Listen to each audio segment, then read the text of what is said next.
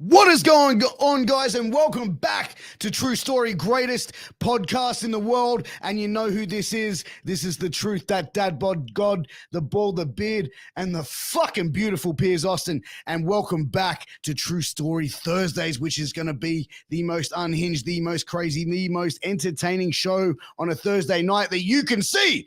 And tonight is going to be an amazing episode. Anyway, let's get into it because I'm pumped. I know you're pumped, and I know the guys are pumped to get into it. So we're going to do it right fucking now. Break it down like this. And I was like, really? Like, the baby face and the heels were going on. Dude, I thought he broke his neck. The greatest podcast in the world. It's good, boys. What's good? Happy Friday. On. Not much, man. Good to see you guys, man. Like literally three of my favorite people in the entire world. And he says that about everybody. Suck, bro. I know you're such a suck. I know. No, I'm not actually going to like end it the way that I normally do because like you guys are literally like three of my favorite people, and I probably talk to most besides my wife, obviously. But sure, no, it's really good to see you guys. Happy 2024. It's great to see all you guys here. It's great to have you on the one episode, all three of you guys. So I'm really stoked for this. There's a lot to cover. There's a lot to go on. But Vinnie, it's been a while since you've been on the podcast, brother. What's been good with you? Would you need ratings? Is that why you invited me back, bro? Hey, man, absolutely, bro. You know, like that was a bit of a dip. So I got to go, man, I got to bring my boy back, bro. So. I'm just being an arrogant fuck as usual. Nah, man, everything's good. When did I see you last? What did we caught the Iron Claw premiere together? That was pretty cool. Actually, how was that? By the end of it, I wanted to kill myself. Put it that way. Honestly, Iron Claw to me. To who? Oh, he's gone again. Episode number 2. Again. Oh, fuck hell, yeah. All right, look, we'll talk about the Iron Claw on the internet, right? Until he gets back. What do you think of it? Look, Dendy invited Piers and I out for the red carpet screening, which was awesome. Overall, the story is sad. So you know you're going to be depressed and sad by the end of it. Did I cry? No. Did Piers? Maybe. Love to watch that. Was it well filmed, well shot? Yeah, absolutely. Everything they're raving on about is great. But look, for me personally, I go watch a movie. I loved it. I thought it was very well done. I just at that time I didn't want to watch something so sad. You know what I mean? Like it actually made me leave and be like, oh damn. Yeah, you know what the worst part? I was saying this to Piers. The worst part about it was when I left, I was actually sitting there questioning, shit, do I really want to do this anymore? Like to see how it messes with your mind, messes with your body. We're talking about pro wrestling here. It's kind of like, it's not worth it, eh? It's not worth it. When you look at that story, it's tragic, man. Very sad. Well, Did was it feel so like? tragic. But I reckon everyone should go check it out. It was so tragic. It's so tragic. They literally had to cancel a brother out of the film. Like that's how bad it was. They couldn't have any more sad moments. Yeah, well, dude, to me, I felt like the movie itself, like I think what Vinnie was saying, is that it was really well shot. It was really well, put together. I think the wrestling scenes were really, really well done, and I think the actors did a phenomenal job. I just feel like the script could have been written a little bit better. I think the story could have been told a little bit better. Like I feel like it's like. Sorry. No, I was going to say, you get that feeling that it's just like you're just waiting for things to happen. Like they could have like gone into a bit more detail about like Kerry's accident, and then like, you know what I mean? Like then it's just, look, to me, it just felt like it could have been written a little bit better. Well, I think it would have been a better mini-series. Like, you know, when you get those movies, you go, fuck, they didn't get enough. They tried to squeeze way too much into this. They could have done this as like a Netflix 6-part doco or like a drama and got way more out of it. Oh, 100% they could have, you know. Honestly, that could have been 3 movies, like 3 feature-length movies, like leading up to everything, like especially with a father like that. Imagine having a father like Fritz von Erich, and all he expects you to do is wrestle, and there's no choice, literally no choice, but to basically self-harm yourself. like every weekend or whenever they wrestle. It's ridiculous. Like having to live up to that name. It's fucking. Oh God, bro. I don't honestly feel that it's. Like I thought the parents were like Fritz and the wife were like really well played. I thought that really told a good story there. But it's almost like the mother, like she was getting cries from help from her sons, but there was nothing she could do. Yeah, that's so fucking sad. Right. The chick that played his wife, his girlfriend, she was hot, man. That was the chick from The Office. Oh no, no, the mum. The mum. Yeah, I'm talking about the girlfriend, the wife. She was all right, man. Yeah, fucking. But like, how socially awkward? Like, does he come across though? Like, Zac Efron in the movie. Like, is Kerry the lead? Like, they all come across like really off. Is Kerry the lead? It's Kevin. Kevin, really? Oh, but that guy that played Kerry, he's getting a lot of publicity at the moment. Like he's just done a campaign with Calvin Klein. Jeremy Allen He's all over everything. I think he was voted, like, correct me if I'm wrong, was he voted world's sexiest man or something? I don't see it. I don't get it. I think he looks like the guy that played Willy Wonka, the original Willy Wonka. I think he looks like his kid. Like, literally looks like his kid, man. Yeah, Gene Wilder. Yeah, man. Trippy. How Jeremy Allen White, dude. I loved him in Shameless though. Like he is such and this other like the Bear or whatever show or Chef or whatever it is that he's doing. Pretty good. Yeah. But yeah, my wife watches it, bro. Like we sat down and I've watched a couple of episodes, bro. I've worked in kitchens, man. He's a fucking a chef, man, and most chefs are pricks, bro. They'll tell you that. And he looks like you never left, cuz. I've been fun. That was a bit. No, I'm kidding. You look beautiful. The Rock got world's sexiest man like 2 years ago, and The Rock is just not an ideal man for most women. No, like they need someone a bit more compact, a bit more personable. Well, I think, like, to be honest, like the fact of the matter is, this is the ideal male body. I mean, you may not like it, but this is what peak performance looks like, gentlemen. Can I say something on that? Can I actually say something on that? Sure. You know, when I put you on my Instagram, do you know how many chicks that I know that reach out to me and go, bro, I love your manager. He's so hot. Like, you have this thing. I don't know. No. What a load of shit. It's not a load of shit. I swear to God. Because even I'm sometimes like, but like, Piers gets chicks. I don't know how. I don't get it. I can't rationale with it. Like, it doesn't seem, bro. Like, he's got something about him. I don't get chicks, bro. I'm a married man. I have one chick, my wife. I'm just saying the interest is there, bro. Relax. Is it the dad kind of vibe? Like, I think chicks are into dads right now.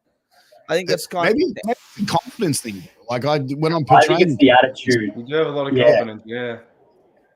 Like, I think it's I don't give a fuck attitude, and because he's bald and he's got a beard, it's got that little like rough guy thing going on. So like, I don't know, man, chicks want to bang him. What do you want me to tell you? But you know what's interesting is, like, when we did like a EWA show with Benny English, like he came up to me, he's like, man, I really dig your gimmick, like, this mafia boss thing, and I'm like, have you? I don't think you really quite get my gimmick. But he was like, no, but that's the way you look. And he goes, I said, no, I'm more of an agent, scumbag, like Hollywood agent type deal. And he's like, oh yeah, but you've got the look of that. And I'm like, I don't know.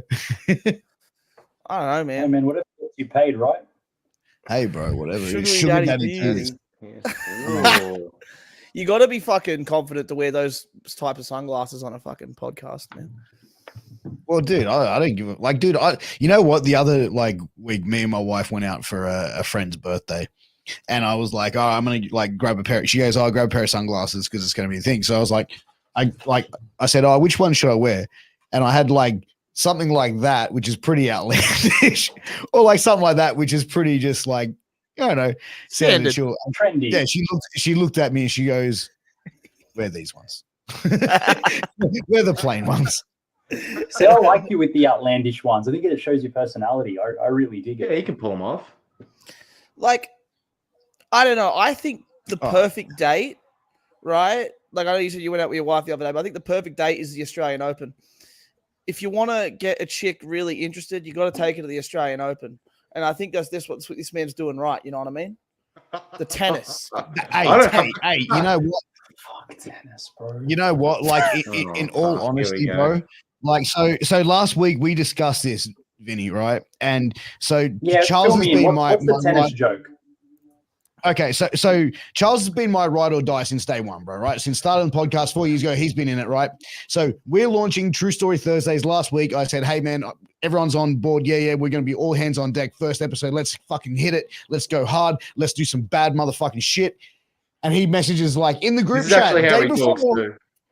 This is the day before he goes, hey man, like one of my girl's friends, bro, gave us a couple of tickets to go to the Australian Open, and like I really want to go and eat peaches and cream and sit next to my girl and you know watch some tennis. Like, would you be able to fill my spot?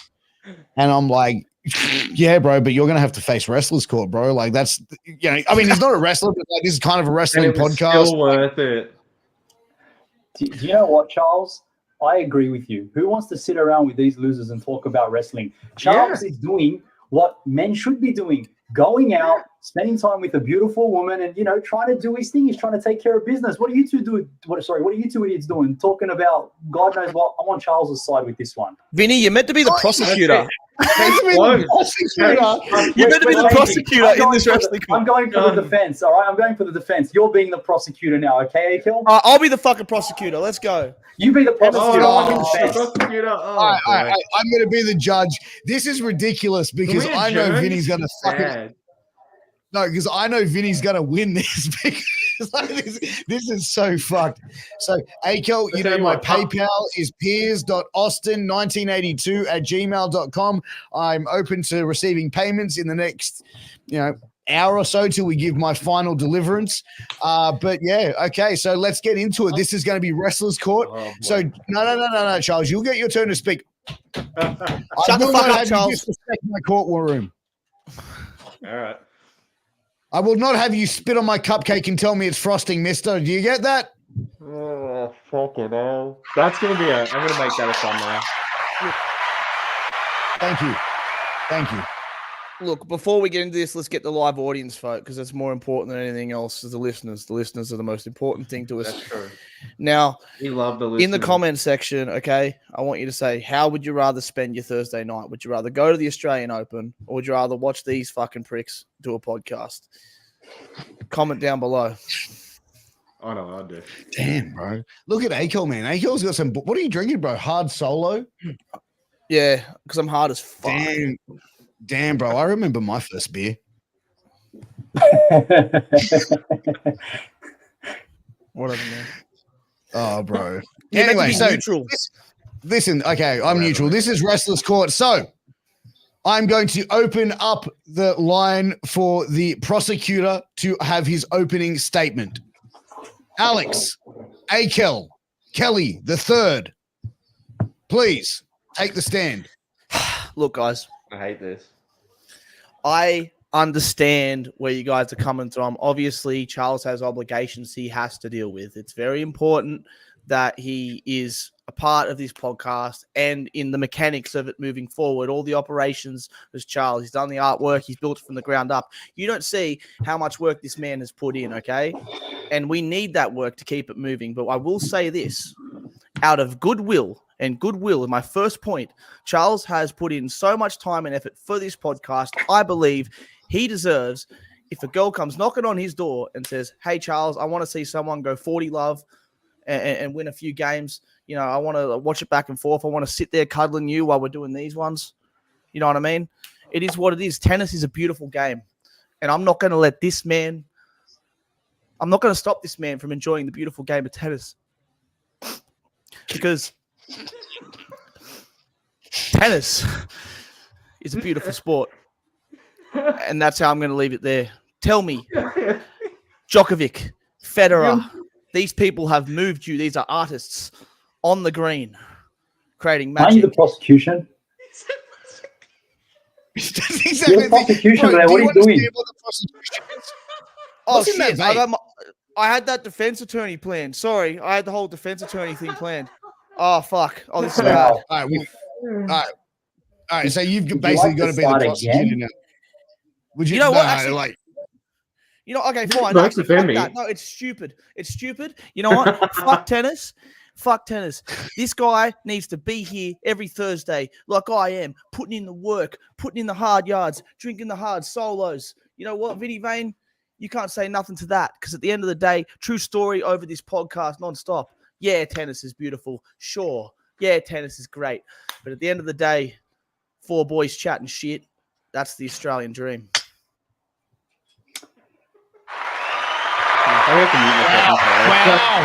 Wow. Standing ovation for the prosecution. Standing ovation. Fuck tennis. Now, opening statement for the defense, Mr. Vinnie Vane. Please take the stand. Your Honor, my esteemed colleague, and all the members watching live on YouTube. You have to understand that my client is trying to live his best life. This man works hard to put this podcast together. He's a beautiful man. He's seeking love, admiration in the real world. When a beautiful girl comes to him and says, babe, I've got tickets to the Australian Open on a Thursday night, what would you have him do? Would you have him decline her invitation, potentially come and do this podcast, go to bed hugging his pillow? Of course not. He'd rather be out with the beautiful girl. Now, I'm not a fan of tennis. I think it's a joke. But it beats sitting here talking to you two losers and listening to this, audience comment on things, because they got nothing better to do with their time. The degenerates online here have nothing better to do because they're not in a position like Charles, who has so much love to give, who's admired by many. You cannot blame this man. He's a victim of his own circumstances. Your Honor, you have to see reason here. Charles has done nothing wrong except try to fulfill his destiny of being with a beautiful girl, maybe trying to get it wet. I don't know. It's not my place to say. But come on, can you really hold him accountable for saying goodbye to loser 1 and loser 2 on a Thursday night? My client is the victim here. Okay? He is the victim. You need to see reason. You must acquit him of these charges. I leave it in your capable hands. I'm going to take a recess. We're going to come back to this later on during the show. But we're going to take a 10-minute recess. Then we're going to come back. And then the prosecutor will get to question the defendant. Anyway, so I think I fucked that one up. I think I fucked that one up. Bro, like, seriously? Like, I look, take my judge's hat off. I took the glasses off, so I'm now unofficial. Like, dude, I think Vinny kind of owned you on that one, bro. Like, I actually had a tear coming out of my eye. Like, even when he was calling it like me loser 1 and you loser 2, like, I actually felt like, fuck, dude, maybe I am a fucking loser, bro. Like, straight the fuck up. Bro, look, I like tennis as much as the next person. And I am going to get a bit emotional and sympathetic to the case. But at the end of the day, the podcast is the podcast, all right? We're putting in a lot of work. Look, has anyone actually been to the Australian Open? Nah, bro, I actually like to get laid, so no. Hey, man, fun. Hey, man, like this podcast pays a full-time living for like 5 people plus 20 staff members, bro. Like it's priority, man. Like, yeah, bro. Still like, those, check, bro. Hey, man, Yeah, it's in the mail, bro. Like, it's Paul Heyman booking, bro. Are you doing your Paul Heyman? There's a big sweatshop in the back. Yeah, exactly, man. It's like, hey, so faster. Some little kids pumping a wheel in the back there to get the studio rolling. Yeah, man. That's why the internet wasn't going so fast, because they slowed down. Oh, fuck me. Alcoholic Adam, mate. I know you're a big fan here. Tell me who's winning this case right now. Yeah. Let us know in the chat. Who do you think's winning the case? Someone goes, "Wait, what the fuck am I watching? You're watching the greatest podcast in the world, baby." That's what it is. Baby, but hey, man, that's exactly what it is, man. Yeah, Akell sitting there having his first drink ever. Finally crossed the puberty line. Fucking hell, I can't even talk tonight. For you, Akell. Oh man, it's very entertaining and very funny. Thank you. It's more my work, Glenn. I wish more women saw that, but it's okay.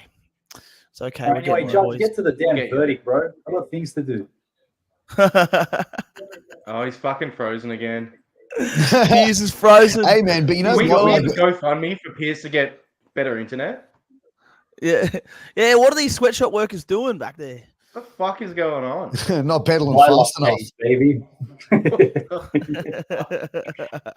This is crazy. This is not a fucking good thing. What's the outcome? What's the outcome? Well, we still have to question. We still have questions to ask. So I feel like Charles has to give a statement. All right. Should we just get back into it? Fuck it. Yeah, let's do I it. object. And has to be Charles has to be questioned. My client doesn't have to give a statement. Yeah, he doesn't have to give a statement at all. No. I object. Okay.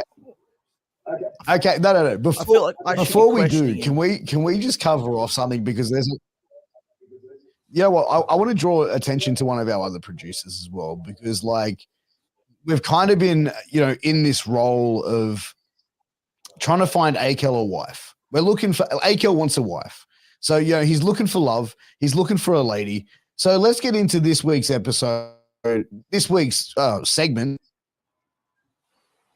Oh my. Anytime now.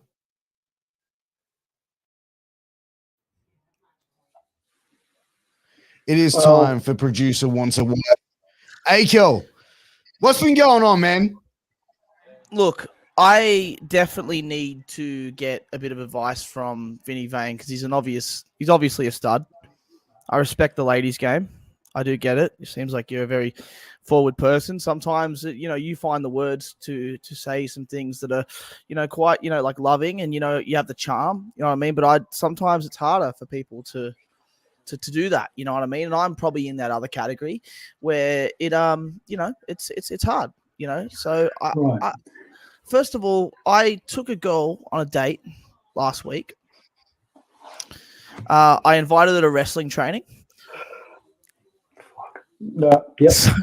So invited her to wrestling training because I just wanted to see I wanted her to see what I was about, you know what I mean? Like, the slams, like the masculinity, the biceps, you know what I mean? All that stuff. Like I really just took liberties with this kid, you know what I mean? Like there was this 18-year-old kid in the school. I was just like hitting him with my finish and stuff like that. And I was trying to do something, and to my surprise, nothing really came of that. So yeah. Okay. So what do you want to know? I just want to know what's your advice for someone like me, a 26-year-old single man trying to find love in the world. Number one, if they can make penicillin out of moldy bread, sure, we can get you a wife. Why not? Stranger things have happened, yeah? Okay, number two. I don't know if you're pulling my chain here, but did you legit take her to wrestling training, or are you just having a go? No, I took her to wrestling training. Yeah, well, that's where you fucked up. Why? Why the fuck would you take her to wrestling training? Because, it's a big part of my life. What planet are you on, brother? It's a big part of my life. Yeah. Like, I'm going to take her to a sweaty room with, like, no offense, like, I don't want to insult anyone, but, like, come on, man. Like, really? Like, that's the best you got? Take her to wrestling training? Like, okay, here's what I'm going to tell you, right? It's one thing to say I'm a professional wrestler, yeah, but you don't pull back the curtain, okay? Like a little bit of mystery. Keep it ambiguous. You taking her and showing you in your sweats and, like laying finishes, that's not getting no girl hot. Like, I think you fucked up then and there. Did she call you back? Have you had a date since? Am I wrong, or did it completely tank and she's run for the hills? I've messaged her since. Yeah. And seems okay, She gave me like it was a one-word reply. It was like, cool. Yeah. So I think I've, proven my point, yeah? You want some advice, bro? I'm a bit of an old school gentleman, okay? Now, I've been married a long time. I've been married 10 years, man, to a very, very fine woman. My advice, you meet a girl, you talk to her a bit, take her out somewhere, pry open your wallet, go get her some dinner, get her a drink, get to know her, understand who she is, what she's into, ask questions, bro. Okay, let them talk. Chicks love to talk, so let them talk. Okay, you reveal a little bit about you, but going from 0 to 100, like taking her to wrestling training, a bit much. I've never taken my wife to wrestling training. I barely take her to shows.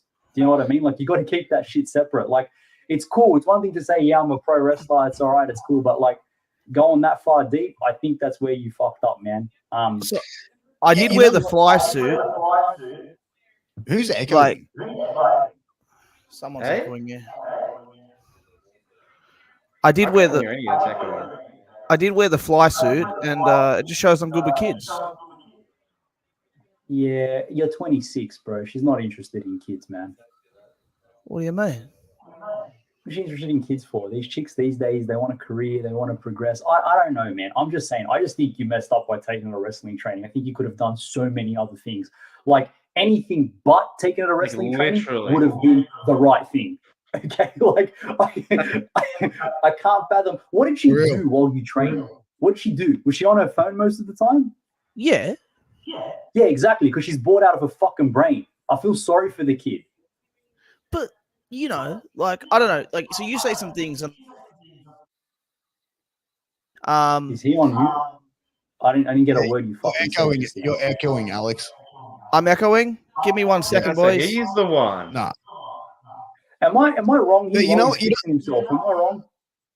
No, you were 100% right. But the thing is as well, bro, I'm going to tell a funny story, right? Like, I was at a show with Alex, right? We were on the same show together, right? And I saw him talking to a young lady. And this is when I knew, like, he was in trouble, bro, and needed our help here.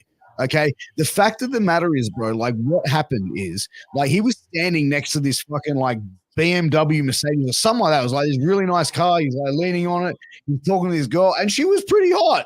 She's pretty attractive girl. Like, I'm not gonna lie, bro. Like, she was pretty attractive. Anyway, so he's sitting there. She's like, "Oh, I love your car," and he's like, "Yeah, I know that's not his car." And then what happens, bro?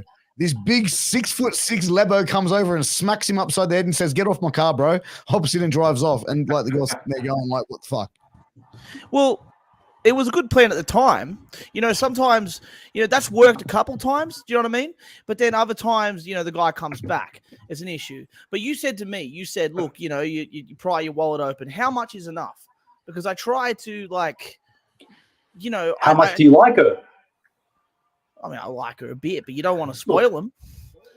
Look, I'm going to put it this way, right? If you really like her, and she's worth it, money's not an issue. And at the same time as well, with that said, if she's a good, decent person, money's not going to be an issue. I'm not saying go and impress with money. That's going to get you the wrong kind of girl. But I'm saying at the same time, man, like, I think taking her to wrestling training, it's a little weird. It's a little cringy. Like, anything else would have been better.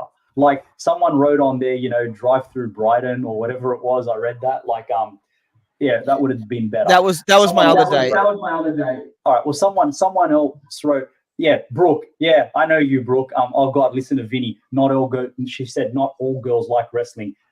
Akell, most girls don't like wrestling. Most girls think it's the most stupidest thing on planet Earth, and I think they're actually right.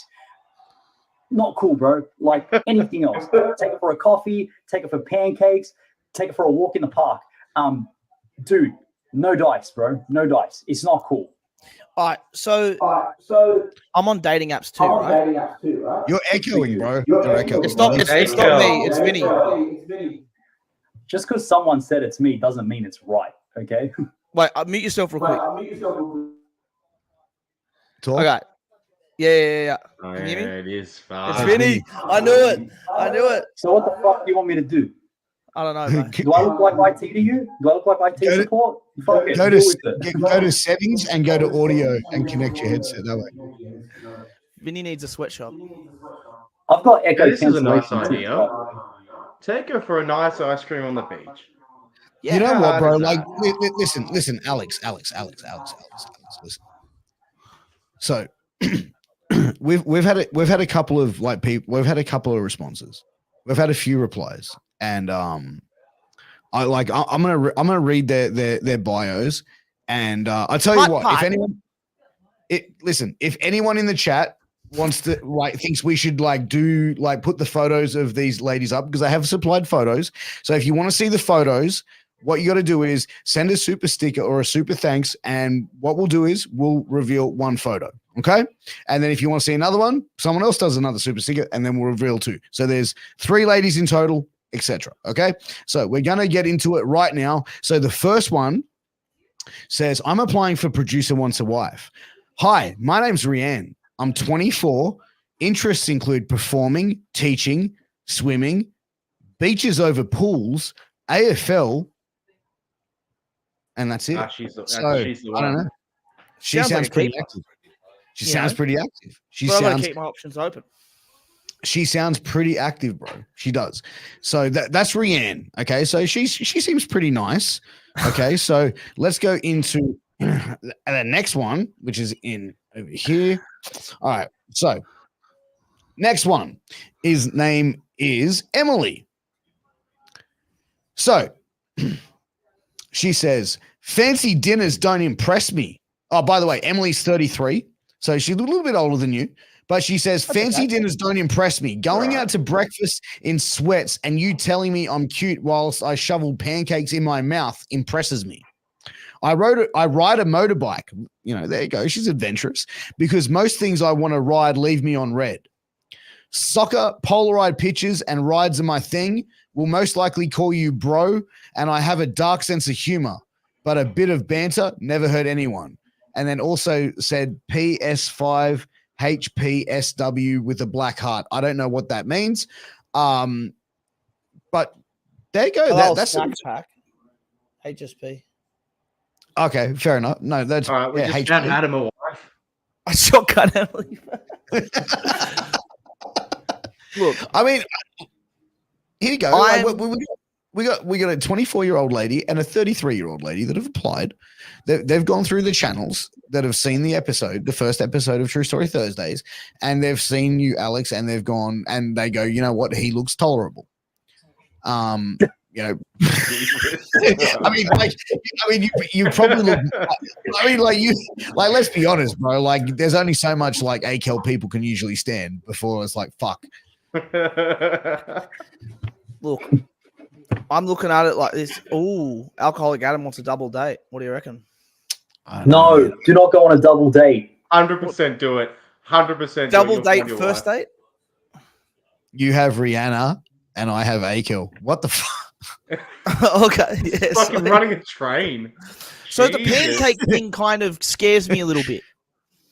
I don't really know what the pancake thing is. You know what I mean? Like, it's very pancake. Well, she wants me to shovel pancakes into her mouth. Like, I don't know. Watch her. Hey, Akell, that's a good thing. All right, that means she's not going to be so focused on your weight. Not saying you're out of shape or anything, but like, if she's willing for you to shove pancakes down her mouth, you got a winner there, bro.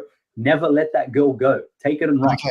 So the third lady is Natalia, and she says, hi, I'm Natalia. I'm 24. I'm half Hawaiian, half Spanish. Settle. We're done. The Hawaiian thing's a bit interesting, you know what I mean? Let me finish. I love dancing, going to the beach, sunbathing, going to the gym, massages. What else? I love to cook. And oh shit, I can't say that. That's fucking. Bro, that's, come on, man. We need that. Bro. We need that. Akell, that's what we want. No. You should not see what she wrote at the end of that, bro. I don't know if I'm ready. Send it to me in the private chat. Huh? She said she has private chat. She says she has a thing for like short, chubby beta men. I'm fucking in, boys. Yes! Let's go. Aloha, Akell. Aloha. Aloha. See, I don't know. Like, Hawaii is an interesting. Okay. Nah, so, not fuck it up. Actually. No, hey, listen, chat.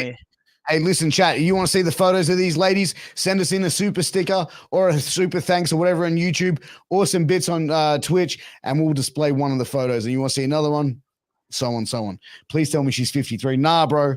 And please wait, I'm the only one that's seen these photos. I think Charles has seen him as well because he's a pervert. You're muted, Charles. You're muted, Charles. All right, like, I haven't seen shit. I haven't seen shit. I have no idea how I've been muting myself this entire fucking time. Anyway, She's bi. Geez. Charles, give me your opinion. Glenn, Hawaiian women, go for it. Go for it, mate? Question mark. Go for it. Charles, what do you think I should do? What do you think? What are my options here? We've got 3 lovely women here, and where do I go from there? Oh, okay. Wait, is that Sarge? I always get it confused. That's Sarge, right? That's Big Matty Miller. Okay, so yeah. So they want a photo. They want a photo. All right, so we're gonna go. Hang on. Who do you want to see? We've got to let Akell decide. He gets to decide which of the 3. Fuck Akell. I want to see the Hawaiian. I've decided. Akell. We want to see the Hawaiian then. Okay, but I don't know. Should we cover her face? I'm going to cover her face. Yeah, I don't want you to get sued, buddy. What's the point then? Yeah. No. Because like, what if? Yeah, I don't know. Nah, I don't think we should do that. Oh yeah, all right, we'll do it with this one. 100%. But I'm gonna like, which one did you? Huh? Matt should get to pick. Show me. Okay, Matt gets the pick. There you go. Matt gets the pick. All right, Matt, pick. Matt, you got to pick, buddy. Matt got the super sticker, so Matt is going to pick which one he wants to see. I know who Vinnie wants. She cooks, she goes to the gym. Like, come on, man. She's half Hawaiian, half Spanish. What more do you want? What, like, as if this kid is going to do better than that. I really like AFL. Okay. You really like AFL? Yeah, actually. Okay. That was the first ones. That was Ree's interest, I think. Rianne. Yeah. The young lady's name. He's made his choice. Hawaiian. He wants to see the Hawaiian. Okay. All right. Low freaking heart. Show me. A low freaking high. Let's go. All right. I just got to fucking send it. You don't know what the fuck AFL is. Okay. Here we go. Here we go. Oh, fuck. I got to delete this off my fucking computer in case my fucking kids or wife come in here. Okay. So this is Talia. Okay. Here we go. Send it. I'm crawling with anticipation. Fucking vultures like just going, I can't wait for this. All right. Where are we? Here we go. Add overlay. Bang. Bullshit. Akell. That is. She's not bad. Like, I'm Vinnie Vane. I could obviously get better, but for you, that's like a big step up, man. Like a big step up. You're going from a Toyota to a Ferrari there, man. So you take that and run. So obviously there's going to be a big competition for all this stuff because you're all coming for me. What do you think? Where do I take these girls? What do I do? Where do I start? Vinnie, help me. Vinnie, help me, bro. Well, for starters, you take what you can get. I mean, look at you. Yeah, you shouldn't be picky. Okay. You're not allowed to be picky. Okay. So you accept it, you make contact, and you go from there. And one piece of advice, be anyone but yourself. So yeah. Hey, so when I message him, I go like, "Hey, what up?" No, whatever you think, just sit there and go, "What would Piers Austin do?" Yeah, what would Piers Austin do? Do I just go like, and then do the opposite? No. Do I go like, what do I go like, "What up, girl"? Do you rate that? Like, no, I don't rate that. You just talk like a human. Hello, how are you? Nice to meet you, bro. Thank you for your interest. When can we meet up? I'd like to meet you in person. X? Do I send an X? No, you just go. No X's. No kiss emojis. Thanks, Brooke. Yeah, none of that shit, bro. Present, man. Don't ask me. Hey, but you know what? Yeah, this let's is get what back on the tennis. We're actually going to start to go from.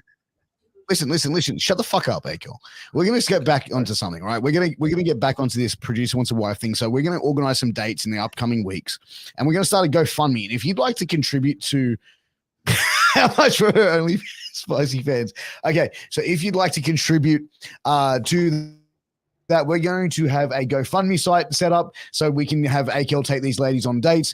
Now, when we do the dates, we're going to be there with cameras. And also, if we can, we're going to be in Akell's ear and we're going to be telling him what to say and what to do on these dates. And he's going to be listening to people like me and possibly Charles, and even possibly Vinnie Vane, because I reckon that would be like that. That is like world of experience, like right there. Like having Nathan in your ear on a date. That's like going in to a park footy match with Wayne Bennett. Like just going, let's go, lad. Yeah. Like I'll fucking give you the tips. But my problem is, I am the panty dropper. All right. Problem is, if I take her to wrestling training, then the thing's gonna be in my ear. How do I like if I bump keep stuff in my ear? You're not taking her to wrestling training. If I hear you took any other female to wrestling training, I'm gonna 100%. like have you spanked with a freaking leather paddle, just until your ass bleeds to death. It's not happening, bro. Okay, Whoa. get that out of your head. No more wrestling training. Jesus, that's pretty crazy, man. You're gonna want his ass to bleed to death. That's crazy, chat. That's crazy. That is fucking crazy. That is fucking. I'll tell you what, man. Who wants to see Akell's ass bleed to death, bro? And the super sticker. Nathan, Vinnie Vane will make that happen. Oh, bro, that is some fucking wild shit, bro. But I don't know, man. Look, I think there's definitely some contenders there, bro, for producing Once a Wife. We're gonna slowly bring them on, and man, I think what we're gonna do is we're gonna speed date. You get to meet him, Akell. I'll oversee it and just give a little bit of a little bit of a help for you, man, because you are a bit of a fucking you are socially awkward when it comes to the fair sex. I wouldn't say socially awkward. I just say, alternative, different, edgy. 100%. That's one way to fucking look at it. 100% it is. I like that. Put that in your Tinder bio. Edgy, alternative, different, edgy. They're gonna think you're fucking special needs. Jesus Christ. But that has been. I'm just looking for love, I think we're making some good progress here, boys. I think we are. I think we're edgy. Oh, fuck, man. There's a limit, bro. You're fucked. I don't know, man. I'm kind of leaning towards Emily in that thing for you, bro. She seems like she's going to teach you a couple of things, bro. I think she's going to teach you a few things. She's the one that says, the motorbike rider. Look, can I just summarize this by saying at least Akell has options. That's a good start. You know what I mean? He's got options. True. So start at the top of the list and work your way down, buddy, until something sticks. 100%. 100%. Talk about something sticks, bro. What did you think of UFC 297? Did you guys see that Strickland lost the middleweight title to I always get this guy's name fucked up all the way. Duplessis. Jacques Duplessis. You know what though? He fucked. Oh, this is something I'll die on. No. Every single person in the comments. Oh, but his face was all fucked up. His face was fucked up. Yeah, his face was fucked up because he was actually pushing the pace the entire fight. He was getting caught, but he was fucking on him. Strickland did nothing. Fucking nothing. Oh. Like, what the fuck was that? I disagree. I disagree on that because I think I've never seen a better use of a jab in a UFC fight in a very long time, to be honest. But that's all he did. The entire he didn't try anything else. He's a boxer, just man. Behind the jab. Yeah, but he got taken down how many times? Yeah, he got taken down a few times. Look, I actually had it 3-2 Strickland. And people are going to get I had it the other way. People are going to get shitty at that. But I think, especially in the early rounds, obviously 1, he mopped the floor. And then I think 3 and 4, 3 and 5. 1, 3, 5, I gave to Strickland. And it was very close, and it wouldn't have mattered either way. Usually they do this thing called the champion's advantage, right? You know how they do that champion's advantage? So 5 rounds, it wasn't enough to get it done, so it gets give the champion the belt. I'm actually happy that Duplessis won because I don't believe in the championship advantage. The championship advantage is the dumbest thing in MMA. There's 5 rounds. I agree with that. You score them individually, and that is what it is. All right. So apart from that, 100%. like the fight's the fight, and whoever wins the fight wins the fight. It doesn't matter who's got the fucking belt or anything else. The whole I've done enough to get it done. Fucking dog shit. So can I just ask this question, right? Like when it comes to this, is like Duplessis, right? what the fuck is up with this guy and his like coaches and shit? Like, why the fuck are they kissing him after the fight on the lips? Like, men kissing men on the lips is a bit wild. Like, I get like dudes being close mates. I'm close mates with Vinnie Vane. I'm close mates with you guys. I'm not going to go up and go, hey, here, put my tongue down your throat. That's pretty fucking weird. I'd give you a kiss. You just never asked for one. Yeah, but to me, it's that's nah. You know what though? I agree. You could probably sit there and pick apart that fight and go either way with it. There's got to be a rematch. There has to be. Yeah. No doubt. There has to be. No but doubt. I don't know. I want to watch a fight where they're both pushing the pace, and I only saw one guy really, really pushing, and the other guy, I don't know. It just. But that's it felt like it was man. A little bit off. I know, but like. I don't know. Like, I look at it as just as a simple fan watching. I don't want to watch that. I don't want to watch a guy flat-footed, jab. It's like, fuck, do something. Like, I know he was connecting, and he obviously fucked his face up. But I don't know. I just look at it and I go, you've got to be more active than jab. Because he was fighting to keep the title. He wasn't fighting to win. And it was just boring. You expect more from him. From him, you expect fireworks, and I didn't get that. Well, I was actually sorry to interrupt. I was actually excited to see Raquel Pennington actually walk away with the bantamweight title. That to me was actually like a standout for me because it's like she's been around for a long time, man. That's fucking huge, man. She's been in the UFC for like 10 plus years. That was a good fight too. That's a crazy. That was a really good fight, man. The ladies are looking destroyed, man. 100%. No, she definitely was, man. I thought with the whole again, obviously when you saw that Adesanya Strickland fight, you would assume that Strickland's going to be pushing the pace, right? And now I know he probably thought the best option for him was to counter box because Duplessis is one of those wild man throwing the swingers. Of course, would have thought that Strickland would have caught him.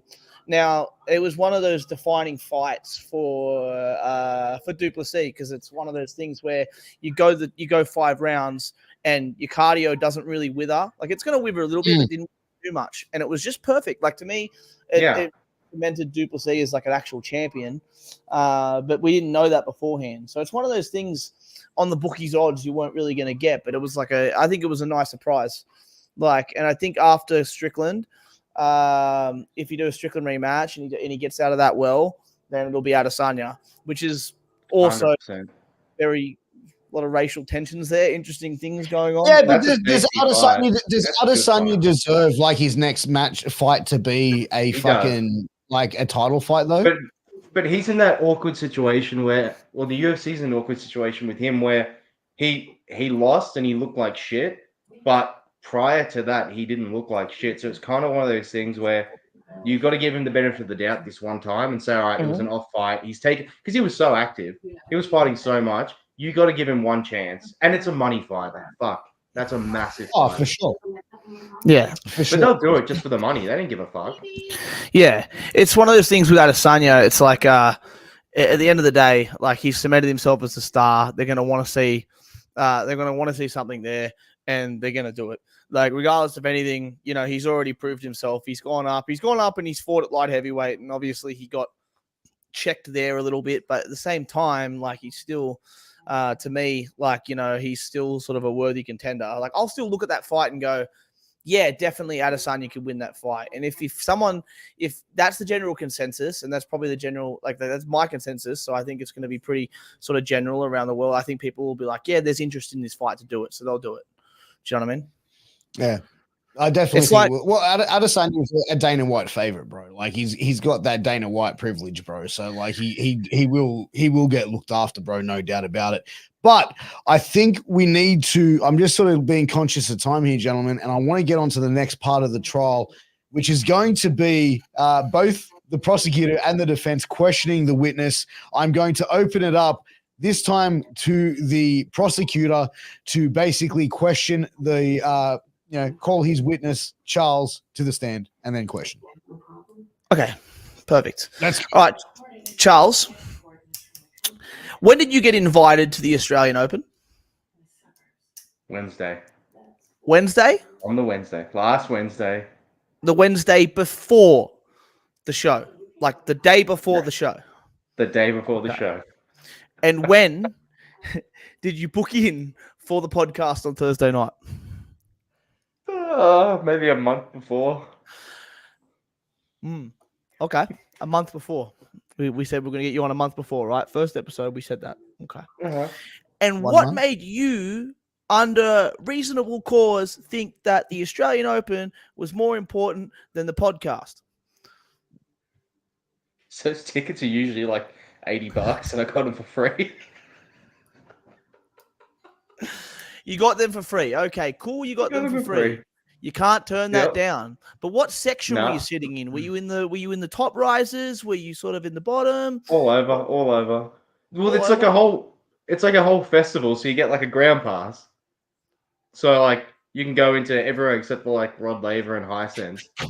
So Answer the question, please, Mr. Redmond. Answer the question directly. We sat at the front at some games.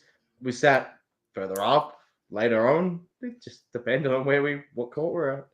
Mr. Redmond, why will you not answer the question directly? I will not have. I will hold you for contempt of the courtroom. I can't answer it. There's a straight answer. Did you get laid the night after the Australian Open? I object, Your Honor.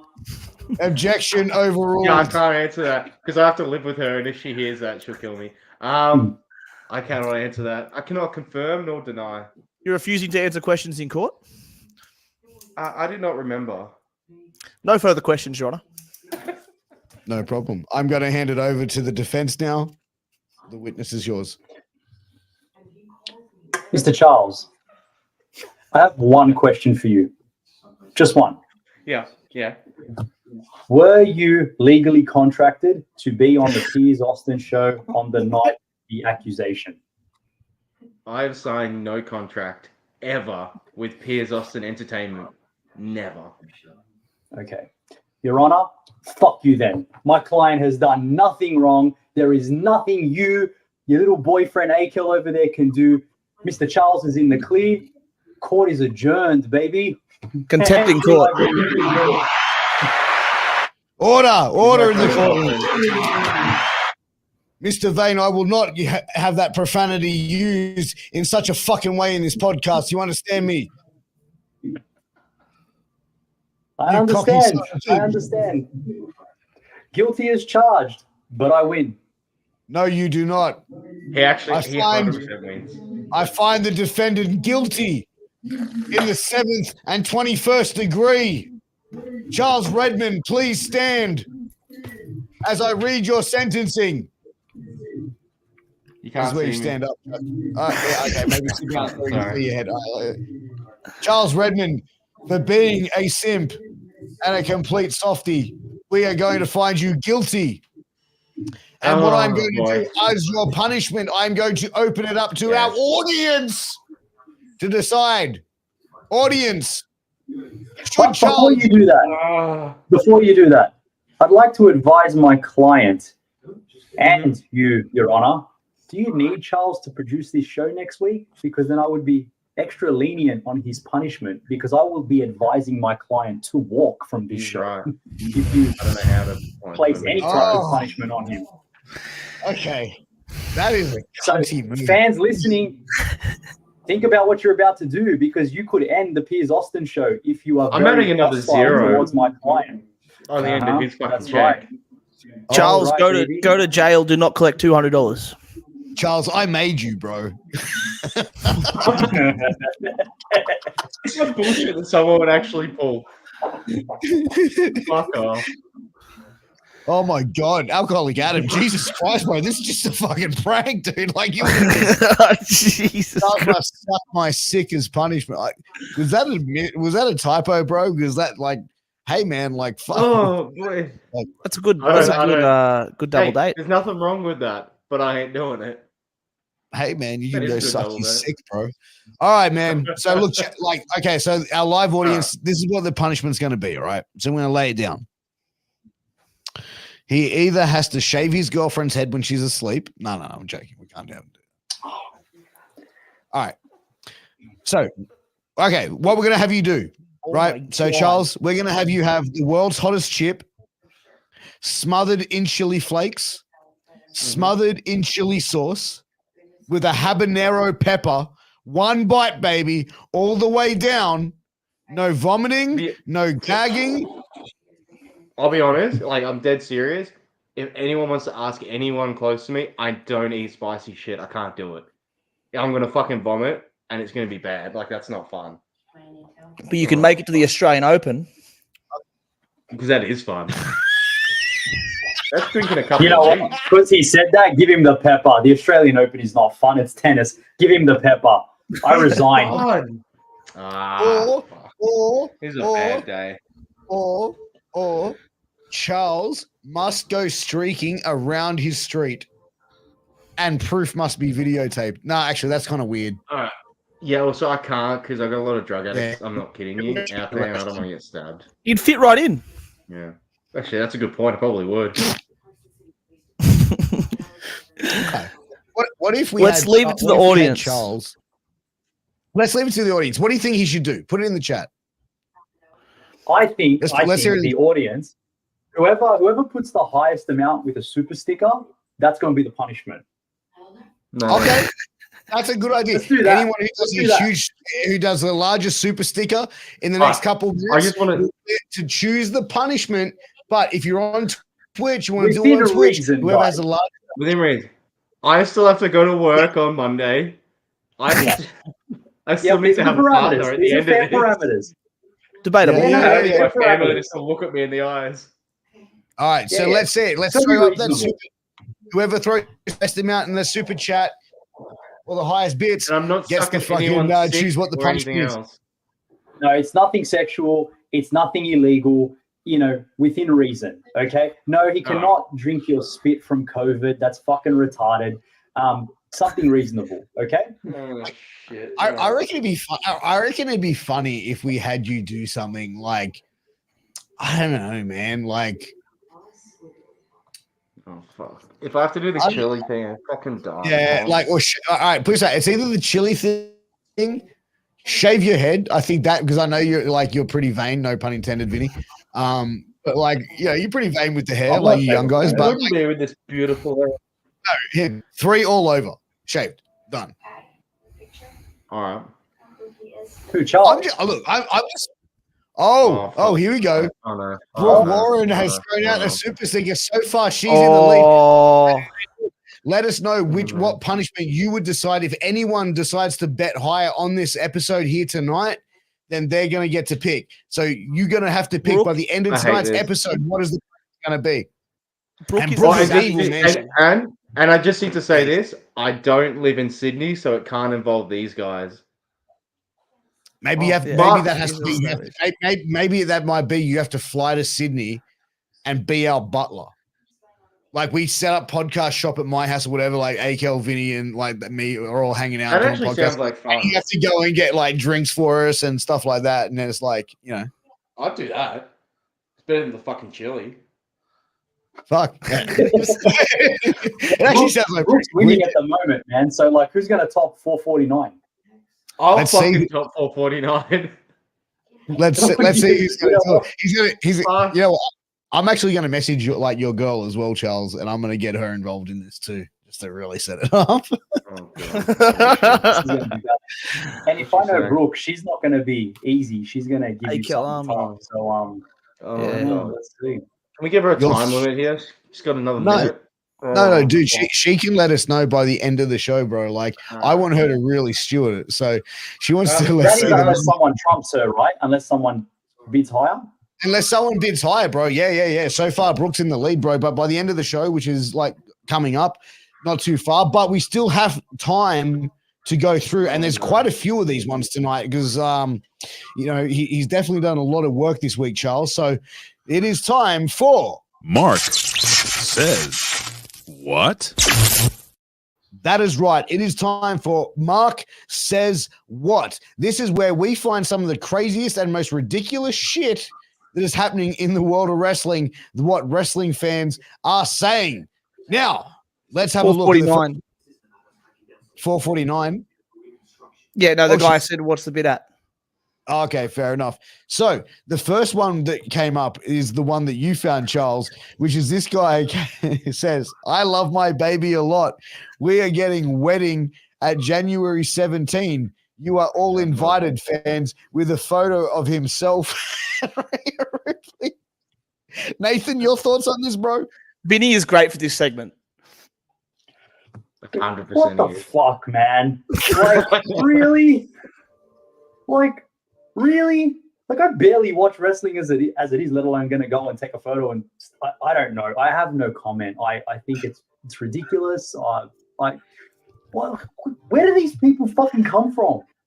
Hey, man, let me tell you some shit, bro, about this right here, bro. This sort of behavior, bro, this is the kind of shit, right, that is going to have this woman walking up to her house and this motherfucker popping out of the bushes at 9 p.m. on a fucking Sunday evening, bro, like straight the fuck out, all sweaty and smelling of fucking BO and shit, going, I've come to marry you, Rhea. Like, that's the fucking type of shit, bro. Fucking stalkers are made of, bro. I'm sure he's a nice guy, bro, but you can't tell me he doesn't hide out in the bushes and fucking public toilets waiting to prey on people, bro. 100%. Like, that's all it is. It's fucked. It's so fucked. It's not normal. It's not normal, man. It ain't. Let's go to the next one. Let's keep it rolling. So this one was AEW. Before you do that, before you say that, I actually feel bad now because what if that guy has mental problems or something? I feel bad for what I said. Clearly, you got to be messed up. I'm not good for this segment. I'm going to end up canceled. You're the best for this segment. You're the best for this segment. Okay. Next one. AEW is a real wrestling company.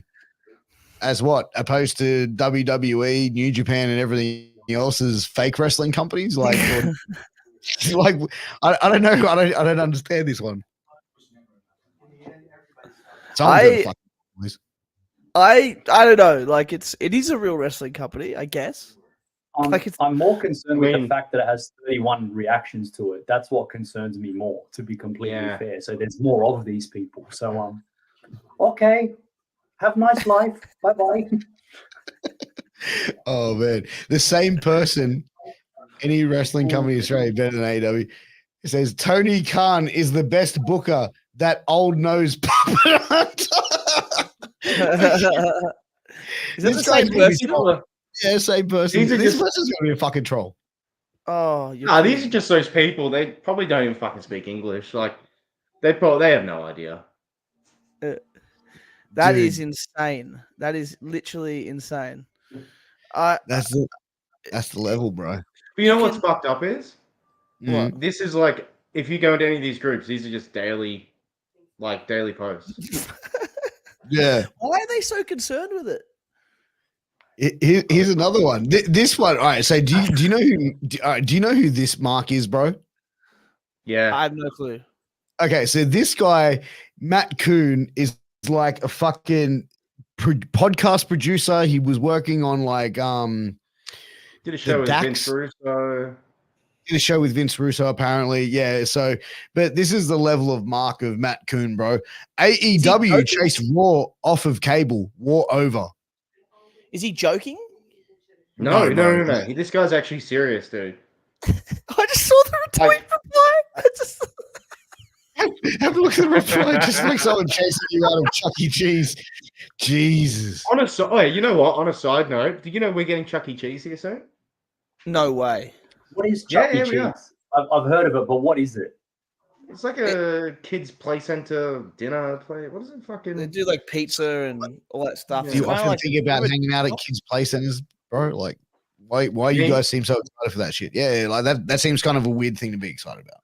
Apparently, I really can't wait to take my nephews there. Fair. Yeah, wholesome Charles. I don't know. No, but yeah, apparently the pizza's like shit. But I kind of want to try it just to see how bad it is. Yeah, no, it's always interesting when like the American franchise comes over. I had Carl's Jr. the other day. It was fucking fantastic. How good I've had Carl's Jr. before, bro. That is good, bro. Dude, it's like a better Hungry Jack's. Have you ever had Five Guys? Look who I'm asking, Akell. Of course you have. Yeah. No. when we had those Go Loco shows outside of Penrith, there was a Five Guys there, and I'd always stop off religiously for Five Guys. Spend like an hour. Brooke, there. I'll pay for your whole family to go to Chuck E. Cheese.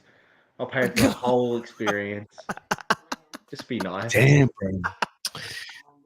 Damn. All right, so let's get so let's go to the next one. I sure Akell have. Oh my god, these guys are savage. Oh. Okay, so this person wrote 1 million in 18 hours versus 98K in 5 days. It is absolutely insane that Tony let Cody and Punk leave, but kept the Bucks. The man literally has no intention of running a successful promotion. This guy's actually hitting the nail on the head here, bro. I think I he's don't right. get what the problem with this is. From a business standpoint, you can't disagree. Yeah. No, I can't, bro. Like, no.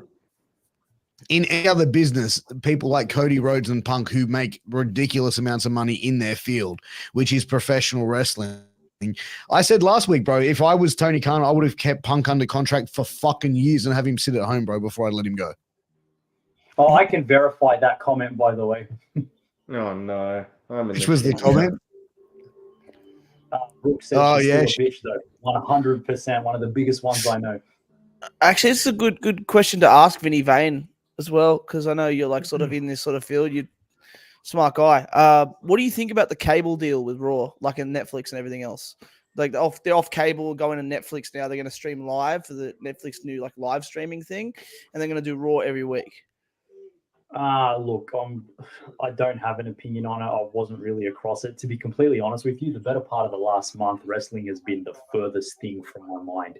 Yeah. I haven't thought about it. I don't know why. Obviously, there's got to be a fair amount of money on the table that's better than the current deal for them to take that. So obviously, $5 billion. If I had to put my lens over it, obviously Netflix are looking to obviously expand their audience, and they think there's potential in the pro wrestling market, and they think by bringing Raw over, they're going to increase subscriptions, which means greater revenue streams. So from that standpoint, it's a Netflix play to increase their bank. If they're going to spend, what did you say, 5 million or 5 billion? 5 billion over 10 years, I think it was. I read. They think 5 million over 10 years, they're going to want to be making 10 million a year off that, or at least 6 billion a year off that has got to be their return.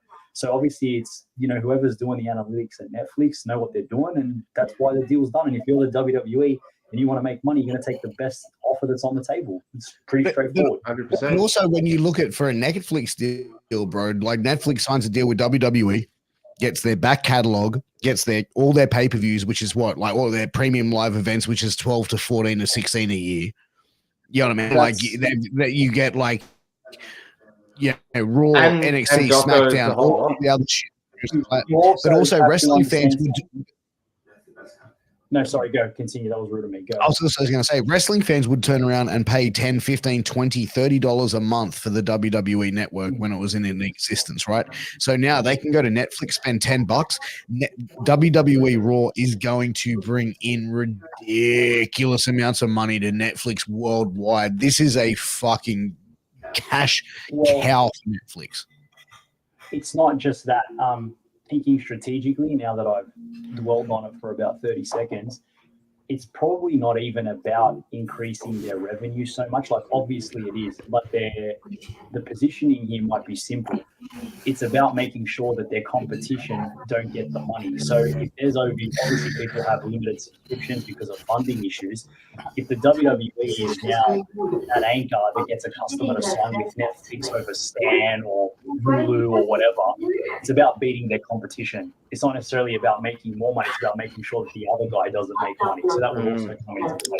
If I was strategically doing this deal here, that would be my thought. I'm not necessarily concerned about making a ton of money off it, but I'm concerned about making sure that my competition doesn't make a fucking dollar. So that would be my strategic lens if you ask me, Akell. But if like, so the narrative is right now, obviously that WWE, like, it's on free. I don't know if it's free or it's cable. Nah, it's cable. It's cable, so it's on cable TV. There's a lot of people that have cable TV. In like, what is it? Cable TV in the United States is like so popular, right? Does it hurt WWE at all? Because people have been saying it's hurting them that they're going to go over to Netflix and do that move. I don't see how it People fully don't does. know shit, okay? Like, no offense, everyone talks like they fucking know something. Let's be real. Out of everyone that's making these comments, they have no fucking business acumen or experience. So fuck what you think. Like, not you, just in general. You know what I mean? They don't have a fucking clue. Yeah. So you think it's all round profitable? I think that I think it's going to be all round profitable. But the thing is, as well, that I just realized is that WWE in the US has a deal with Peacock. In Australia, has a deal with Binge. In like all these other places, they still have places in the world that the WWE network still operates in. So I think what they'll do is, and what it'll look like, and this is me just speculating, I think it'll be the USA Netflix. And then if the deal goes well and smooth and it brings in a lot of business for the US Netflix, I think it'll then be distributed through Netflix worldwide. And then what we'll see is you'll see the WWE network get shut down, because you got to think, imagine what the outlay of cost and the bandwidth that it would cost, right, to be running the WWE network for them. Like, it would be costing them easily like thousands, like millions of dollars just to operate it. You know what I mean? The and would they wages be getting alone would be in excess of like 5 to 10 million for the team that needs to put that together and manage it. Like, it's probably a team of like 50 to 100 people. So do the math. Yeah. And plus all of the extra additional costs that go onto it. But it's crazy, man. But you know, dude, I found this one post, right? And I was like cruising through like Twitter today. And like, do you remember Tony Atlas? Like, I don't know, you guys might be a bit young for it. Like, you may know Tony Atlas. So Tony Atlas was, for those who don't know, was Rocky Johnson, The Rock, Dwayne Johnson's father's tag team partner, the actually first black tag team champions in WWE history. So, but he's a little bit of a freak in the sheets, old Tony Atlas. And one of the things we found, and this is something that's, I don't know, bro, this is going to be pretty fucked up, but anyway, let's do it. Tony Atlas tweeted out a photo of him licking a woman's feet, and he says, "Everyone likes to clean their car at a car wash, but this is the Tony Atlas shoe wash. White women only. Hashtag shoes addict. Hashtag lick a shoe. While you're at it, step on my face, kick my face, and punch me at the same time. Please and thank you.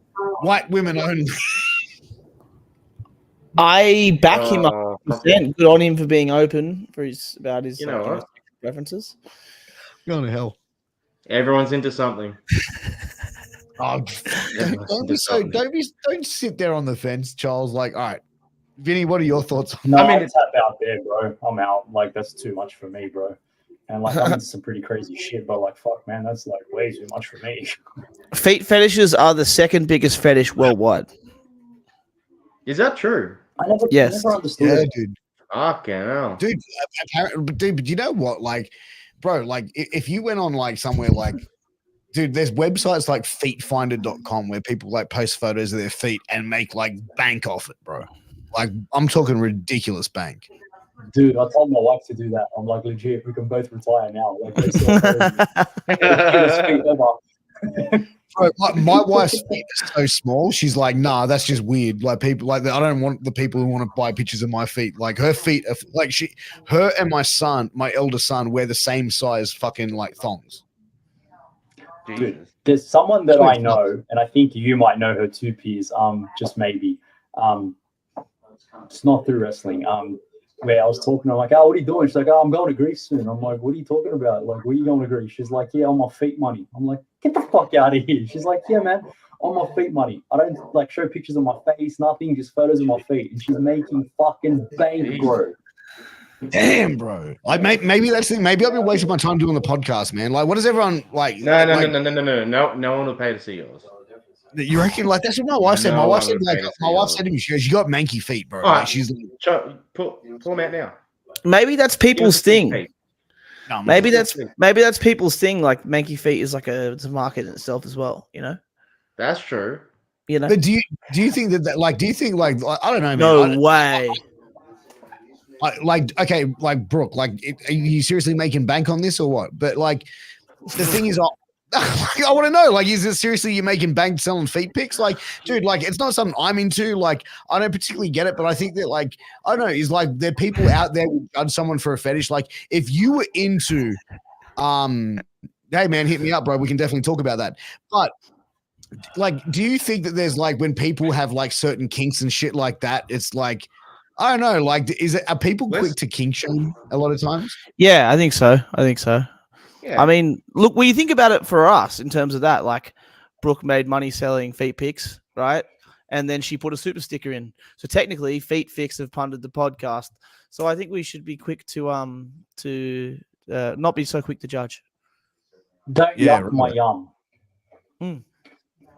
Hey man, no, like I just think that it's like it's so quick though. I think women would probably be more judgmental than men in that sort of like regard.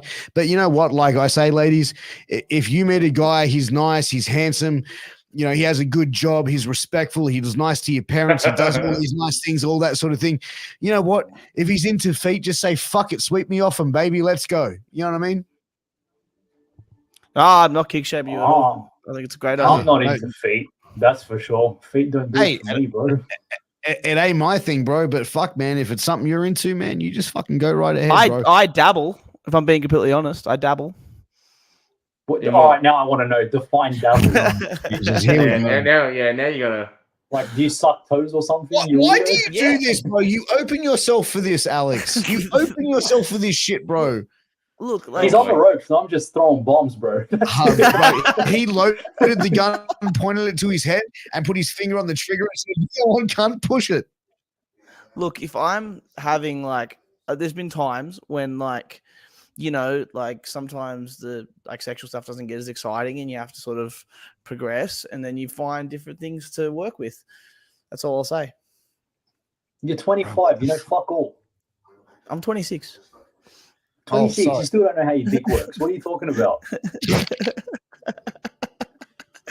Look, I enjoyed my dabbling. There's a bit of experiences that I do. You know, I like to sort of go around and do that. And I'm a very versatile person. I think that makes it better. Bro, you kids are crazy these days, man. Like, we got a generation gap, you and me, Akell. Like, I'm 35. So like, I got like a decade on you. So like, I don't know, bro. Just feet were never a thing with us. I don't know what to tell you. Maybe it's our like attention spans. You know what I mean? Like I don't know if it's like these days we're just trying to find the next thing to do. And you know, to me, I could go into further detail, but we probably have to save that for another podcast. But you know what? No. That's for the Patreon. Dude, exactly. But you know what? Like I've got to say, like, and like, you know, it's got to come down to like, there's so much like, just. I don't know, man. Like, there's a lot of weird fucking type of shit out there in the world, bro. And I think porn sets an example for people where it's like, standard. Like, I remember back in the day, bro, like, I'm with this girl, you know what I mean? Before I was married, this girl, and, you know, I'm young, she's young, you know, like, she's about to go down. Next thing you know, she's like, I'm like, what the fuck you doing? She's like, I just wanted to spit on it because that's what they do in the movies. I'm like, sweetheart, relax in a couple minutes or your face is going to be like a fucking Jackson Pollock painting. Relax. Fucking, you know, seriousness. Like, what the fuck? Oh, man. My God. I don't know, bro. I don't know. I've had some horror stories, but I ain't getting into it here. But Jesus, I don't know. Maybe I'm too old for this shit. I don't know, man. Hey, man. But you know what, bro? I get to that point where I think I'm too old for that shit. I'm just like, whatever. Like, open it up and just like spit it out. But like, before we start wrapping up, Akell, I wanted to ask you, bro, because like apparently last week's episode, you got a bit of heat, man. I did. Well, what the fuck did you do? Oh, I did. Yeah. Ah, the all-star thing, little bit here and there. Just said a few things. You need to fill me in because I didn't see it. Oh, they fired off a few private comments about calling like AWS a hobby fed. And, like, you probably know how hard I work on that stuff. I've reached out to you and talked stuff. Anyway, I know you work hard on it. Yeah, I know. Aren't they all hobby feds? They are all hobby feds. This is what I was talking about. Oh, there you go. And they were calling and they were saying that, and then I just said, look, you know, like it's pretty rich to call us a hobby fed when, you know, we actually made the investment to get a training facility with a roof over our head. Yeah. And yeah, but you know, all good. Like, you know, like I like Mitch, I like Keegan, good blokes. You know, whatever. I'm not in the business of creating stay in heat. their lane. Yep, Do their own exactly. thing and don't worry about what your competition's doing. Really, like, this is a whole different can of worms, man. But maybe a bit of don't worry about self-awareness. Dude, put it this way. This isn't directed to All Star, but anyone that talks shit about you in general, it's because they're watching you and they're intimidated. That's always been my experience. So, like, Akell, I see what you're doing with AWS. Obviously it's working. Like, your formula's working. I don't know for sure, but didn't you guys do a couple of hundred at your last show? We did 320. That's Wow, not that's good. small, man. That's not small at all for you know, New South Wales wrestling. So just keep doing what you're doing, cuz it's working, and don't worry about anyone else, man. Like, stay in your lane, do your thing, and enjoy it. No one's making bank off this. Like, no one's making enough money to be like, oh yeah, this is what I do for a living. So it's all a hobby at the end of the day. Yeah, it's all a hobby. Yeah. I agree. That's exactly what I said last week. You know what I mean? Like, it's all Yeah. a hobby and all bullshit. You know, but that's the thing. You know what I mean? People get upset, bro, because, you know, when they want to talk shit, they want to fire off. And then when someone snaps back, bro, they, you know what I mean? Like, they don't want that. They just want to say their piece, bro. When someone snaps back at them, bro, they go, oh, you can't do, like, that's unfair. You know what I mean? Like, that's the reality of it, bro. And I'm not saying it to play, like, throw stones or any of that shit, bro, because honestly, I could not give a fuck what's going on over there. But, like, here's what it is, man. It's all punishment. It's all water under the bridge too. Like, but real quickly before we go to the punishment, like, to me, I'm looking at the bigger picture now. Like, I'm sort of doing a lot of stuff that's really making me, like, wrestling's kind of like becoming my life, and it's a good thing. But at the end of the day, like, I'm kind of looking at say that. Well, it is. Dude, I don't agree with, like, I don't like that. I'm gonna tell you now. Anyone tells me wrestling's becoming my life, like, fucking aim higher. Because is it making you money? Like, are you able to survive off it? Like, no, it might be making you happy, but does this have a future for you? Can you do this in 20 years? Are you going to be able to provide for your family on this? I think so. I disagree, my man. I think it's the most fucking idiotic thing I've ever heard you say. But I'm happy for you, but don't make it your life, bro. No, I know. It's a big hole to think about outside of... You're smarter than that. You're smarter than that. Like, you do all this amazing stuff, but if it's not returning you money, like, time is an investment. Investment needs to bring you back cash. If it's not going to bring you back, you know, more than what you're investing into it, it's not worth it. That's my advice. I think it will one day. Well, bro, you know what? Go out there and fucking prove me wrong. And I hope you do. I really hope you do, but I don't think you will. Yeah. No, look, at the end of the day, it's like, it is what it is. I'm trying to, push it further, but, we'll see what happens.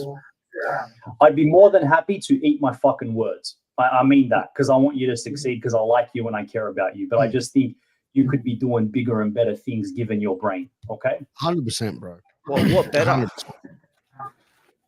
Akell, buddy, you have all these skills to put a show like this together. We had a good chat about, remember that chat we had a couple of weeks ago about social media marketing and all that stuff? You obviously get it. You have a brain. You can take this and apply it to a market. Right, you're applying it to a wrestling market now where everyone's fighting for crumbs. You could actually 100%. apply it to something that is viable and make tenfold with what you're doing. Like that, like, they say, if you're good at it, don't do it for free. You're good at it, but you need to be able to have the return. You need to be able to have that market capacity to earn the money back. Wrestling right now is not providing that. Everyone's been trying to break it for as long as I've been involved. We're trying to go mainstream. We're trying to do this. We're trying to do that. And you know what happens? Individuals then go and make it big on their own, but collectively, no one is making money. Okay, like a star as a performer might go and get signed somewhere and make some bank. Good for them, but you can't tell me these feds are making big money. No, it's not happening. 100%, bro. But I'll tell you what, man. And is there anyone else out there that wants to try and bid higher than Brooke to turn around and tell us what the punishment for Chucky is going to be? Let us know. We're about to wrap it up in the next couple of minutes. But look, bro, I feel like we always talk about this, about like the wrestling and how people invest the time and stuff into it. And I feel like there are people out there that actually have a legitimate shot of being signed. And I feel like deep down, when it comes down to like skill level, all of that sort of stuff. I feel like people deep down know if they have what it takes to get to that level. Because like, I feel like that life of being a full-time professional wrestler would be a fucking grind. And you see some people that go up into that main roster in a WWE or AEW, stuff like that, and they start living that life. Some people just can't do it, bro. Some people don't like the travel. They can't do the consistent punishment to the body. Wait, maybe I misunderstood Akell there. I thought you were referring to like the outside stuff you were doing. Like, I am. As in not the actual perform. Yeah, cool. I'm not talking about performers and them making it their life. I've given my opinion on that numerous times over, but I'm referring to Akell and his like other skills that he's applying to wrestling, like his management, his production, his marketing, his I'm talking about that stuff, Akell. I'm not talking about you as a performer. Yeah. I don't have any leg to stand on to judge you as a performer. Like. That's you do. Official. Clarify that. Oh, no, bro, I don't know fuck all about. Hey guys, bro. we just got a payment, dude. We just got a payment via PayPal from Adam, Alcoholic Adam, and his payment was $5.50. He I don't want him picking it. Bid, so we have to. No, I don't want him. I do not want him picking it. No, I'm not doing anything he says. No. I want to see Brooks' punishment too, because we're No. Brooke, you know what? Brooke has to outbid. She has to outbid. But hang on, Brooke scares me legitimately. Like she'll tell you that herself. She scares the shit out of me. So I don't want to see what her punishment is going to be. Yeah. So Alcoholic Adam has done $5.50, $1.10 more. Hey, if there's anything. Oh, Brooke's she's dropped at $7.99. What? No, I don't want to. I'm not doing this punishment. She's using her feet money, Let's bro. do She's using her feet money. Wrap it at that, and wrap it at that. And I reckon being nice. Oh. And we have a tie. Wait, who's that? The house. Who's that? Who's M. Chelly?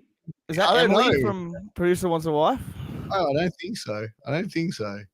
All right, let's get Wait, please identify yourself. You want to play? I think we might have a thing. We have a tie. So $7.99. Who's going to be the next one to bid higher? That's a double punishment. Piers, I want commission because I gave you this idea. Okay, like you like will legit, man. I want my fucking fee. I can't compete with Fight Fit. But wait, I know who Brooke is. I know who Alcoholic Adam is. But who's this M. Chelly? Do I know you? I think I know who this is, Charles. And if you have your girl. This is his goal, bro. I did not do anything. This is Yoko herself, bro.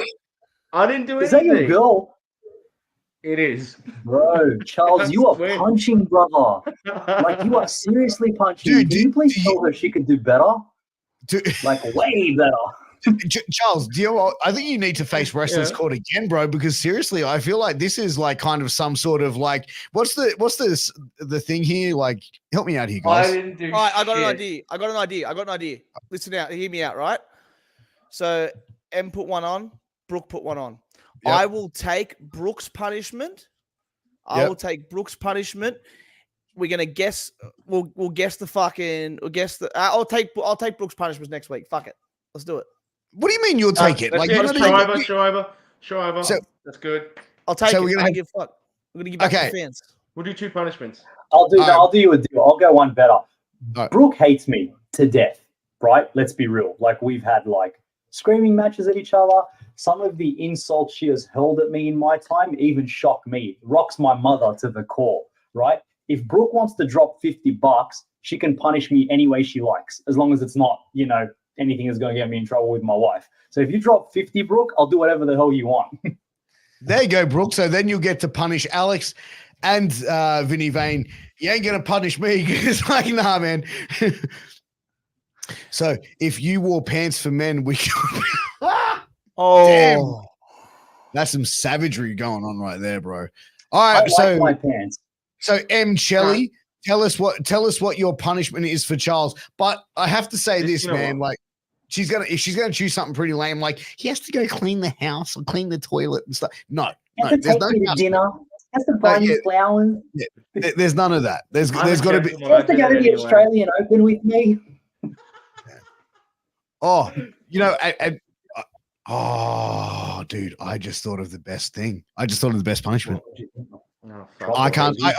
You know what, bro? In all fairness, I can't say it because like I've met your girl and I got a lot of respect for her. She's nice, and I'm not gonna say it because like I am crude, I am disgusting, I can be like foul mouth, but I can't say it about like your girl, bro, because she is an absolute sweetheart. Beautiful.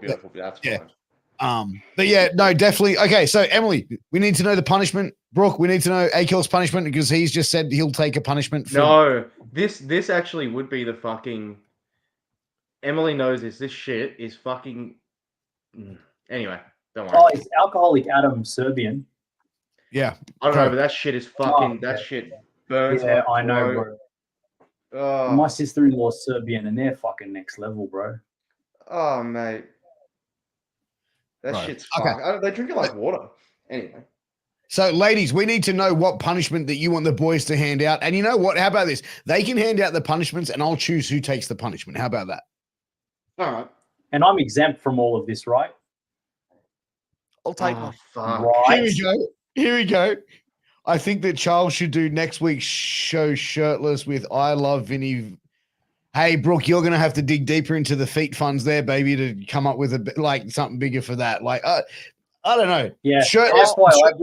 Shirtless nudity. My name only goes on chicks. My name only goes on chicks' chest, bro. Like no one else's, not me. I'll put I'm a Piers Austin guy here instead. I will do the show Right shirtless between with the I names. Love Vinnie written across my chest next week. Nah, it's got. I don't know. No nudity. No It's male. shirtless. Yeah, nah, no shirt. I don't know. Put nipple Like tassels Brooke, on. come on, Brooke, and we need to know the punishments. You know what? Why don't you tell like your girl to come in the room, bro?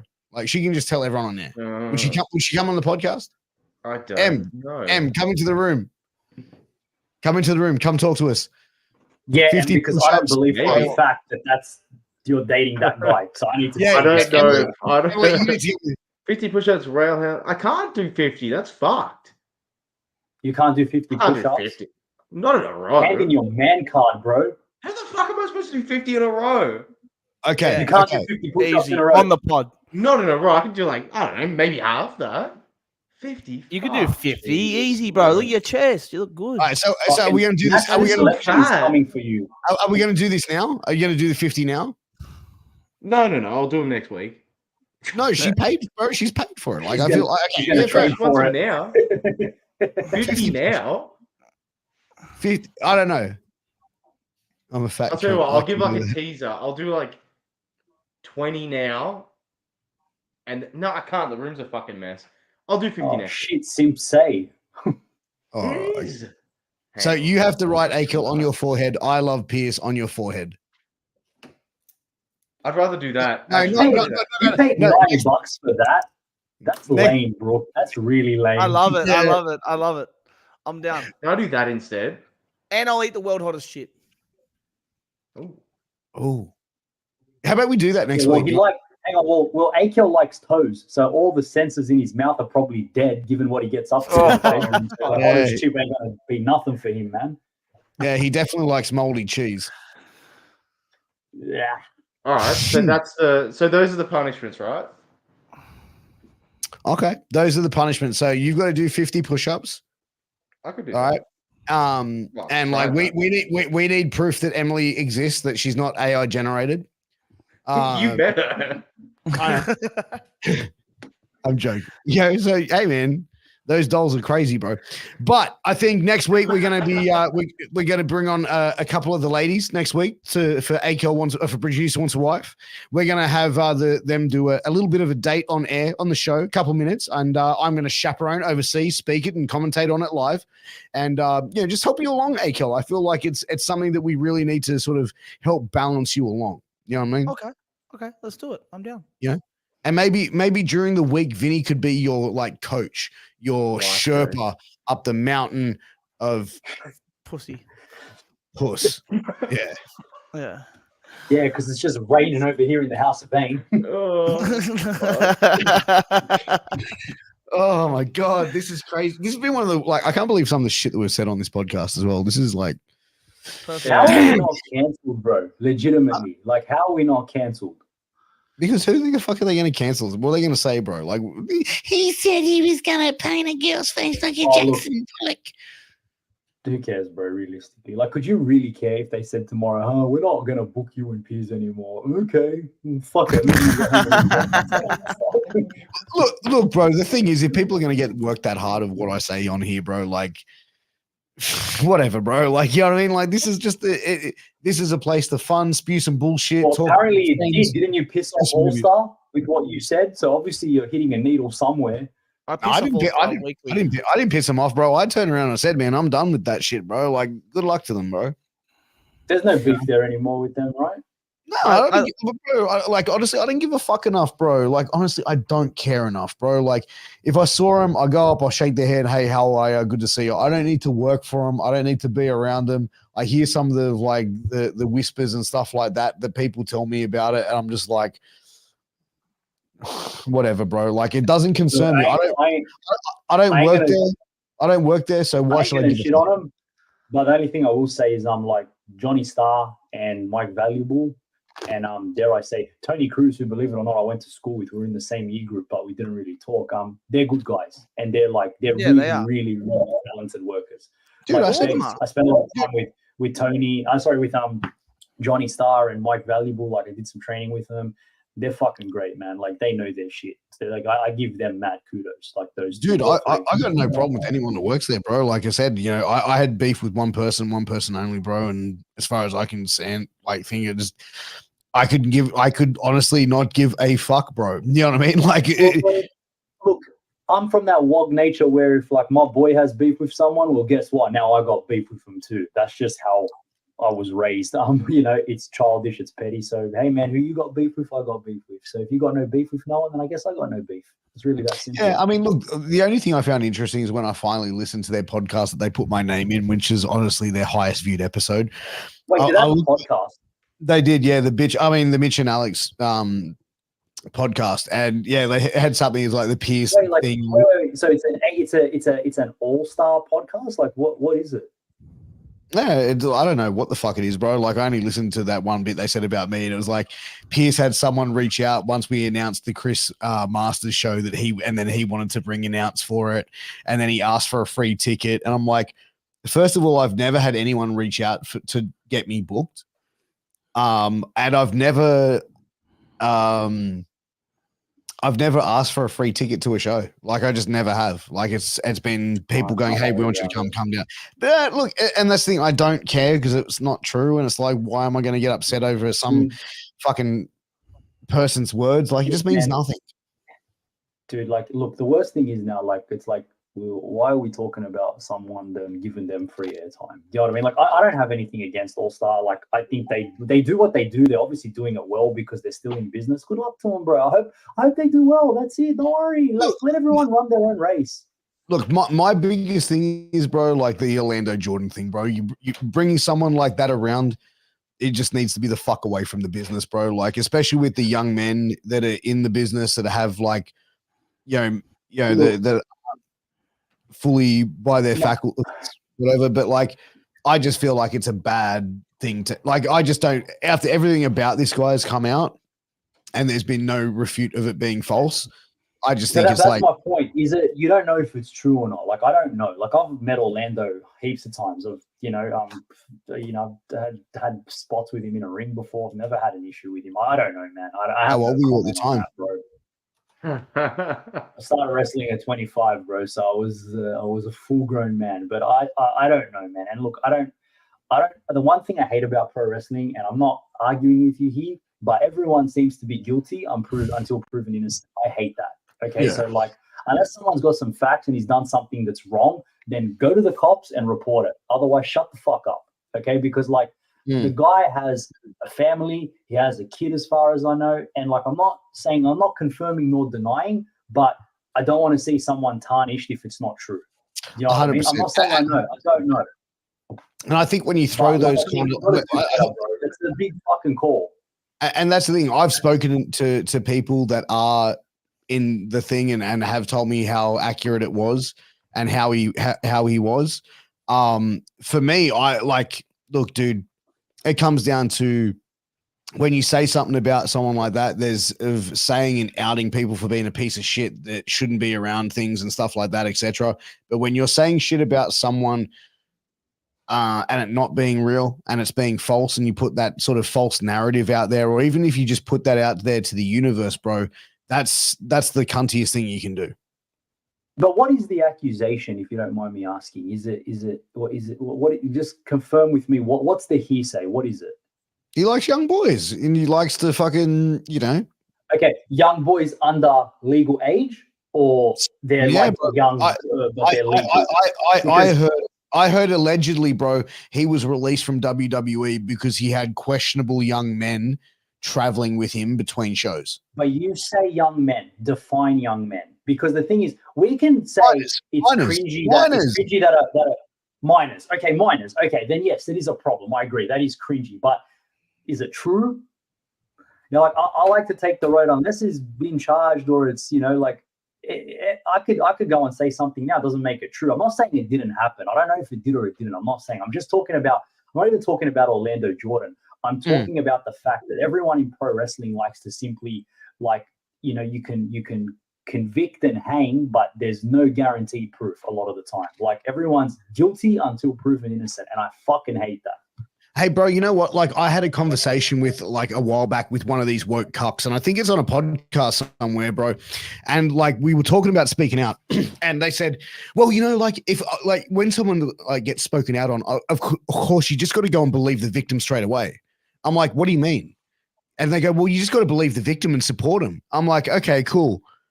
Hey, by the way, next time I'm going to see someone, I'm going to tell them that while we had this conversation, no, well, next time we were backstage and thing, and only you and I were there, you tried to grab me on the cock.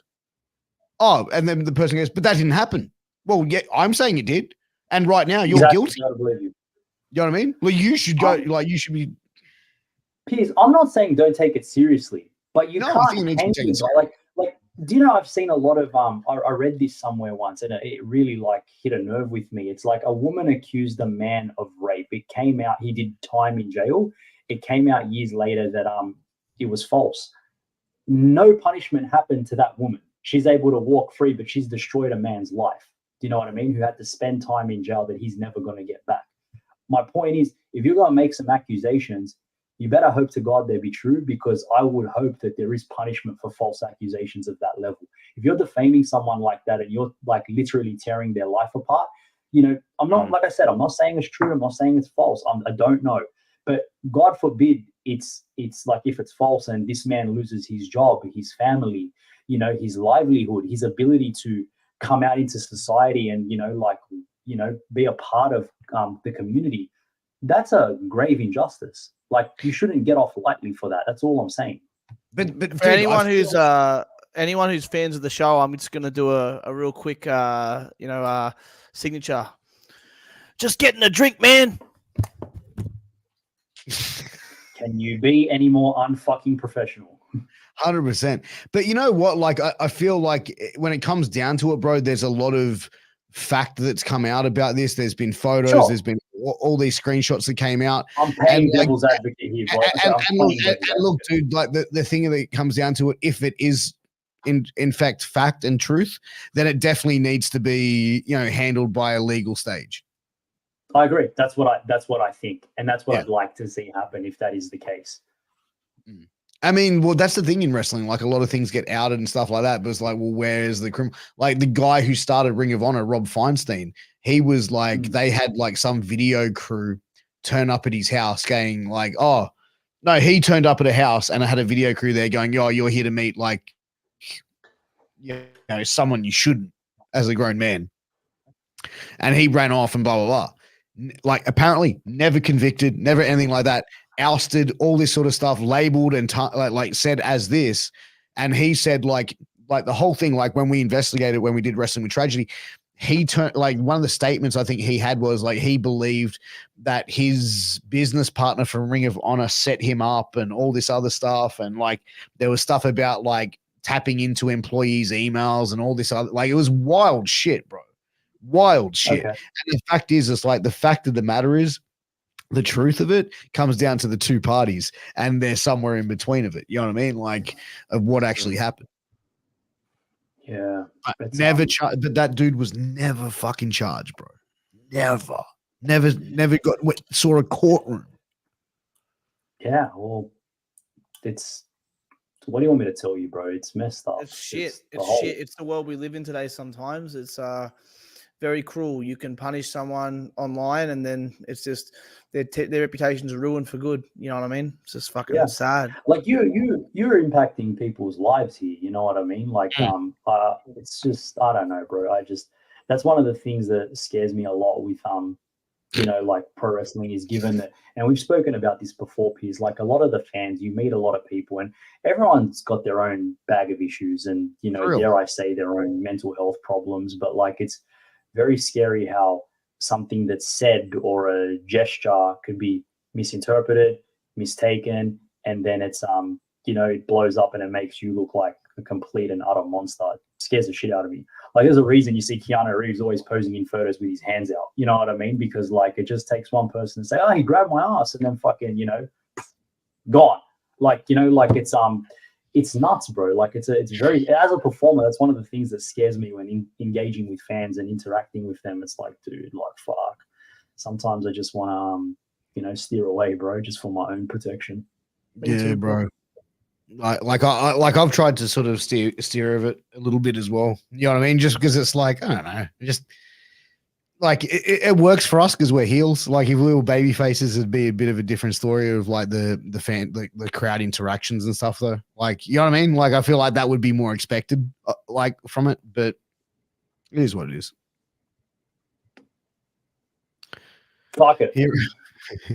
Over here, we infected with pussy boys, that weak man raised and fatherless freak ass girls. Jesus, bro. Frank's back. Who the fuck is this guy? My God. Dude, oh, man, he knocked it out of the park there. Dude, before we wrap it up, man, I got a heat today. I got in major heat today from my mom. With whom? My mom. Your mom? Mm. Me too. Have I met your mom? Huh? Have I met your mom? I don't think so. I don't think so. But like, so anyway, I did a post on social media today. Sorry. And I'll tell you guys what I said. I'll tell you guys what I said, right? And I want you guys to tell me. So I wrote, so the least masculine society in human history has decided that masculinity is a growing threat.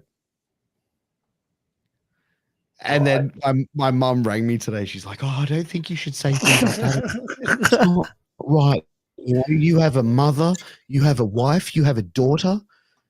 Piers, like, I didn't raise you that way. Like, Mama Austin was really upset. She was really disappointed. And I said, it's just the way that I feel like as a child when I grew up, men were stoic. They were masculine. They were like, not revered, but they were respected. You know what I mean? And I just feel like this society that we live in now, it's like, men can't be stoic. Men can't be, masculine guys. And that's kind of like we've almost become a society where we're like cuckolding men. Look, I think where there's smoke, there's fire, and there's a lot of that sort of movement, a lot of feminist movements coming up now. And like the third wave is particularly quite radical. So I think we're in a position where, we're going to have these positions set against all the time. All the time, people are going to be talking about something to do with the issue of masculinity or everything else like that. So it's just, again, it's just online noise. For the people that live their life, they're not going to get affected by all this stuff. Like it happens, it's gone. There's a lot of people who are very, it's almost like a cry for help. A lot of these people that raise their hand up for political issues online. And obviously there's some very serious ones, but there's a lot of people that are, the people that are the most vocal are the 1%. I don't know how it works with the rest of them. And that's why I choose to live my life. I choose to live my life sort of ignorant to what sort of a fringe movement says online, because I think it's a more peaceful one, Look, honestly, the way that it's put down is, the way that we look at it from now is like we have these people that these men that are like, you can't express yourself in a way which is stoic in that sort of way, or it's like the toxic masculinity. But what about toxic femininity as well? You know what I mean? Like, there's definite ways. Like, I feel like as a straight white male, like the fact of having an opinion is like slowly restricted. You can't say what you want to say, but like it just comes down to the fact where, well, you know, you can, but it's like you have to be judged for it. What it comes down to, bro, the ultimate thing, you know, for me is I don't think we should be judging or telling people that they shouldn't be a certain way or the stoicness and stuff like that. Like real men, I look back at my grandfathers when I was growing up, you know what I mean? Like guys that fought in World War II that when they were 21, 22 years of age, they were seeing their friends get their fucking heads blown off standing right next to them, bro. You know what I mean? And you look at 21, 22-year-olds today walking around with fucking butt plugs that are fucking glowing blue. Like it's fucking, you know what I mean? Like what the fuck? Yeah, but it's a sign of the times, bro. It's a sign of the times. At the end of the day, obviously with less things to worry about, like we're going to look for simpler things to complain about. Like we're always trying to find ways to make our society perfect now because it has gotten better. Has it really? You actually believe that? I do believe our society's gotten better overall. I don't think there's much. I don't think there's as much war. I don't think there's as much like. There's not as much. So there's not as much war. First of all, everyone is slightly richer, and everyone has more access to technology. So I do believe overall the living conditions that we have in the Western world are pretty fucking amazing. What the fuck? So obviously, but what are you saying? Like, what's the Western world got to do with like how the men are perceived and about masculinity, though? No. All I'm saying is once we eliminate things to complain about, like real serious problems, like we get to a point where people in the Western world who don't have as much issues, are going to find other things to complain about. Is what I'm saying. Yeah, Akell, no offense, buddy. Wait till you become a dad, then you're gonna realize no one gives a fuck about you as a man. Okay, trust me. Like you can sit here and talk about the world's gotten better and all that shit, buddy. Certain things have improved the quality of life. Yes, 100%. But as a society, we are not happier. Okay, like you go back to Greece, like where my family's from and whatnot, and they don't have all the tech and the gadgets and the gizmos. And they don't have a lot of money, but trust me, they're happier because they don't have all this bullshit. They're happy with the little money they got in their pocket, their coffee, their cigarettes. They get up at fucking 10, they go to work for a few hours, they sip their cafe, they go to the beach. Life's fucking good. You come here and you run the fucking rat race and you're trying to fucking make bank every month so you can pay the interest on your fucking mortgage. You're trying to have a little left over to enjoy life. And then people still don't give a fuck about you as a man. You're meant to be the fucking provider, but women will be there and be like, yo, I make money moves because, you know, I collect my daddy's welfare check. Like, get the fuck out of here, bro, with that shit. Okay, like we're fucked. Society is fucked. And as a point, as a white male, middle-aged man, no one gives a fuck about you. That's the honest truth. You know what? Let me put it to like this. I'm going to lay it out there, right? So I'm going to put two scenarios out there, right? So Charles, let me ask you this question, right? Actually, no. Let me ask Vinnie this one because he's been married and been with his girl longer, right? So at 2 a.m., you wake up in the middle of the night. You tap your wife on the shoulder. She's deep asleep, and you go, "Hey, I'm hungry. Go make me a sandwich." She gonna do it? If you've met my wife, what do you fucking think the answer is? Yeah, exactly. Fuck off, idiot. No, like maybe. I don't know. Depending how she feels. No. Maybe. No, but Piers, like, okay. No, but you like make your point. Next scenario. Next scenario. Okay. There's a noise outside your house, like a bang. Mm-hmm. Would she then expect you to get up and go outside and check on it and be the protector, be the provider? 100%, baby, of course. So she's so we're putting into gender roles that men are expected to be the ones to protect, provide, to do all this stuff. So then the women, no. But I'm saying then we fold it over to the other side where it's like, okay, you want to live by this rule where men should be the ones to do all the protecting, providing all this sort of stuff. Okay, well, when you look at that, what is the women's thing to do? To be have a homestead, to care for the hut, all this other stuff, to think. So basically, if she feels like it or tells you to get fucked, but then expects you to then be in that gender role to go out there to be the protector, the provider, and all that other stuff. I agree. I have this joke with my wife all the time where, like, we'll joke about something and like with, feminism or whatever she's talking about. And I'm like, hey, you want equality? Go open your own fucking car door. Do you know what I mean? Like, it's you are 100% fucking right. Like, there's roles for men, roles for women. I'm all for feminism and equal, equality between the sexes and all that. I agree. But I still feel that, and me personally, like I will dive into my private life a bit here, but like as a male, I have no dramas going to work, being the main breadwinner, and I have no dramas then coming home and, doing dishes, doing laundry, buddy, every time I talk outside of the show, hey, bro, I got to go and put the kid to bed, or I got to get up because the kid's awake. You know what I mean? Like I'm fucking hands-on. I don't have a problem with that. Like I don't have an issue with that. But at the same time, like I do feel like if you want to sit there and talk about equality, you got to be willing to step up and fucking do equal shit. 100%. Like, because that's the thing. Look, bro, my wife and mother and like, and we're raising our daughter to be this as well. Strong, independent woman. And my mum, hippie, very much a feminist, all that sort of stuff. And I love having these conversations with her because, like, dude, I grew up in a household where my dad did a majority of the cooking. He was like, went to work, did all that stuff, but he was the better cook. So he would cook better food. So dad was the cook. He would cook all that sort of stuff. Blah, blah, blah. It's like we come home, oh, mum's cooking tonight. Can we get Macca's instead? Like, nothing bad, but it's like that level of stuff. But Charles would your mum push the lawnmower? No. Yeah, exactly. Like there's certain things that women are not prepared to do, and there's certain things that men, I guess, aren't prepared to do either. I guess it just comes down to the dynamic of your household. There's no wrong, there's no right. You know what I mean? I think it just comes down to what you want to do.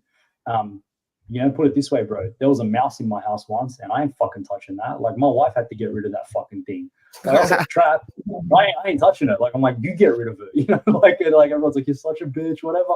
Sure, whatever works for my dynamic, bro. It's no one's business but me, my wife, and my kids. That's it. Dude, my wife is like so good. Like she'd be like, I can do that. I'm just because I'm a woman doesn't mean I can't do it. But then it's like, as soon as you hear, hey Piers, can you come up? There's a spider. Bring your thong. Yeah, that's flip flop. So you know what I mean? Like, there's always that thing, bro. Like, but regardless, I'm sure that Can I ask you something? Because like, and sorry, like this is for the dads on this, on this meeting, whatever, Teams call, interview, whatever you want to call it. But you're training your daughter, right? Like I'm teaching my daughter what she needs to expect in a man. Do you know what I mean? Like there's certain things that, yes, dad, I want you to go and be, strong and independent. And, I'm always saying, dad, go and do this yourself, like try yourself, don't ask me to do everything, dad. Like I say this to her. And at the same time, I want her to recognize that a man is going to have to, you're going to provide too, but he's going to have to provide as well. You're not going to go to work while he sits on his ass. But at the 100%. Same time, if you're not working, you keep the house in order. You know what I mean? Like you can't sit on stay at home all day and then he's out busting his balls and nothing's getting done. Like you both have to do it together. Okay, like if he's working, you're working. If he's cleaning, you're fucking cleaning. Like it's not one-way street. And I'm teaching her what she needs to look for in a man. So I'm trying to be that example, as I'm sure you are too. 100%, bro. 100%. Charles is just sitting there texting his girlfriend going, nah, baby, I don't agree with any of the shit that these guys are saying.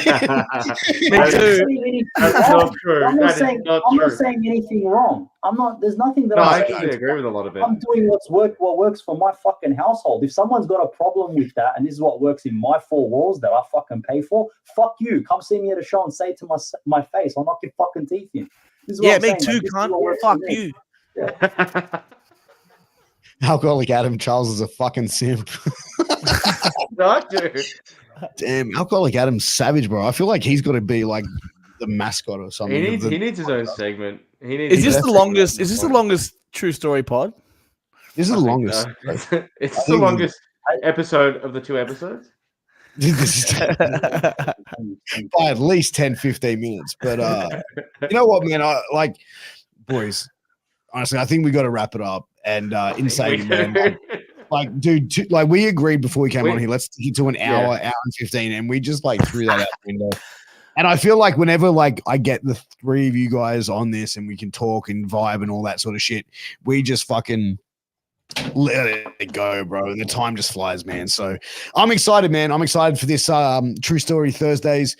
You guys are going to see these gentlemen on the podcast throughout the year coming up. They're going to be popping in and out throughout the whole year. So make sure you like, share, subscribe, tap that little red button and tap in. And also, I know you people have been dying for the interviews and you want to see the interviews back.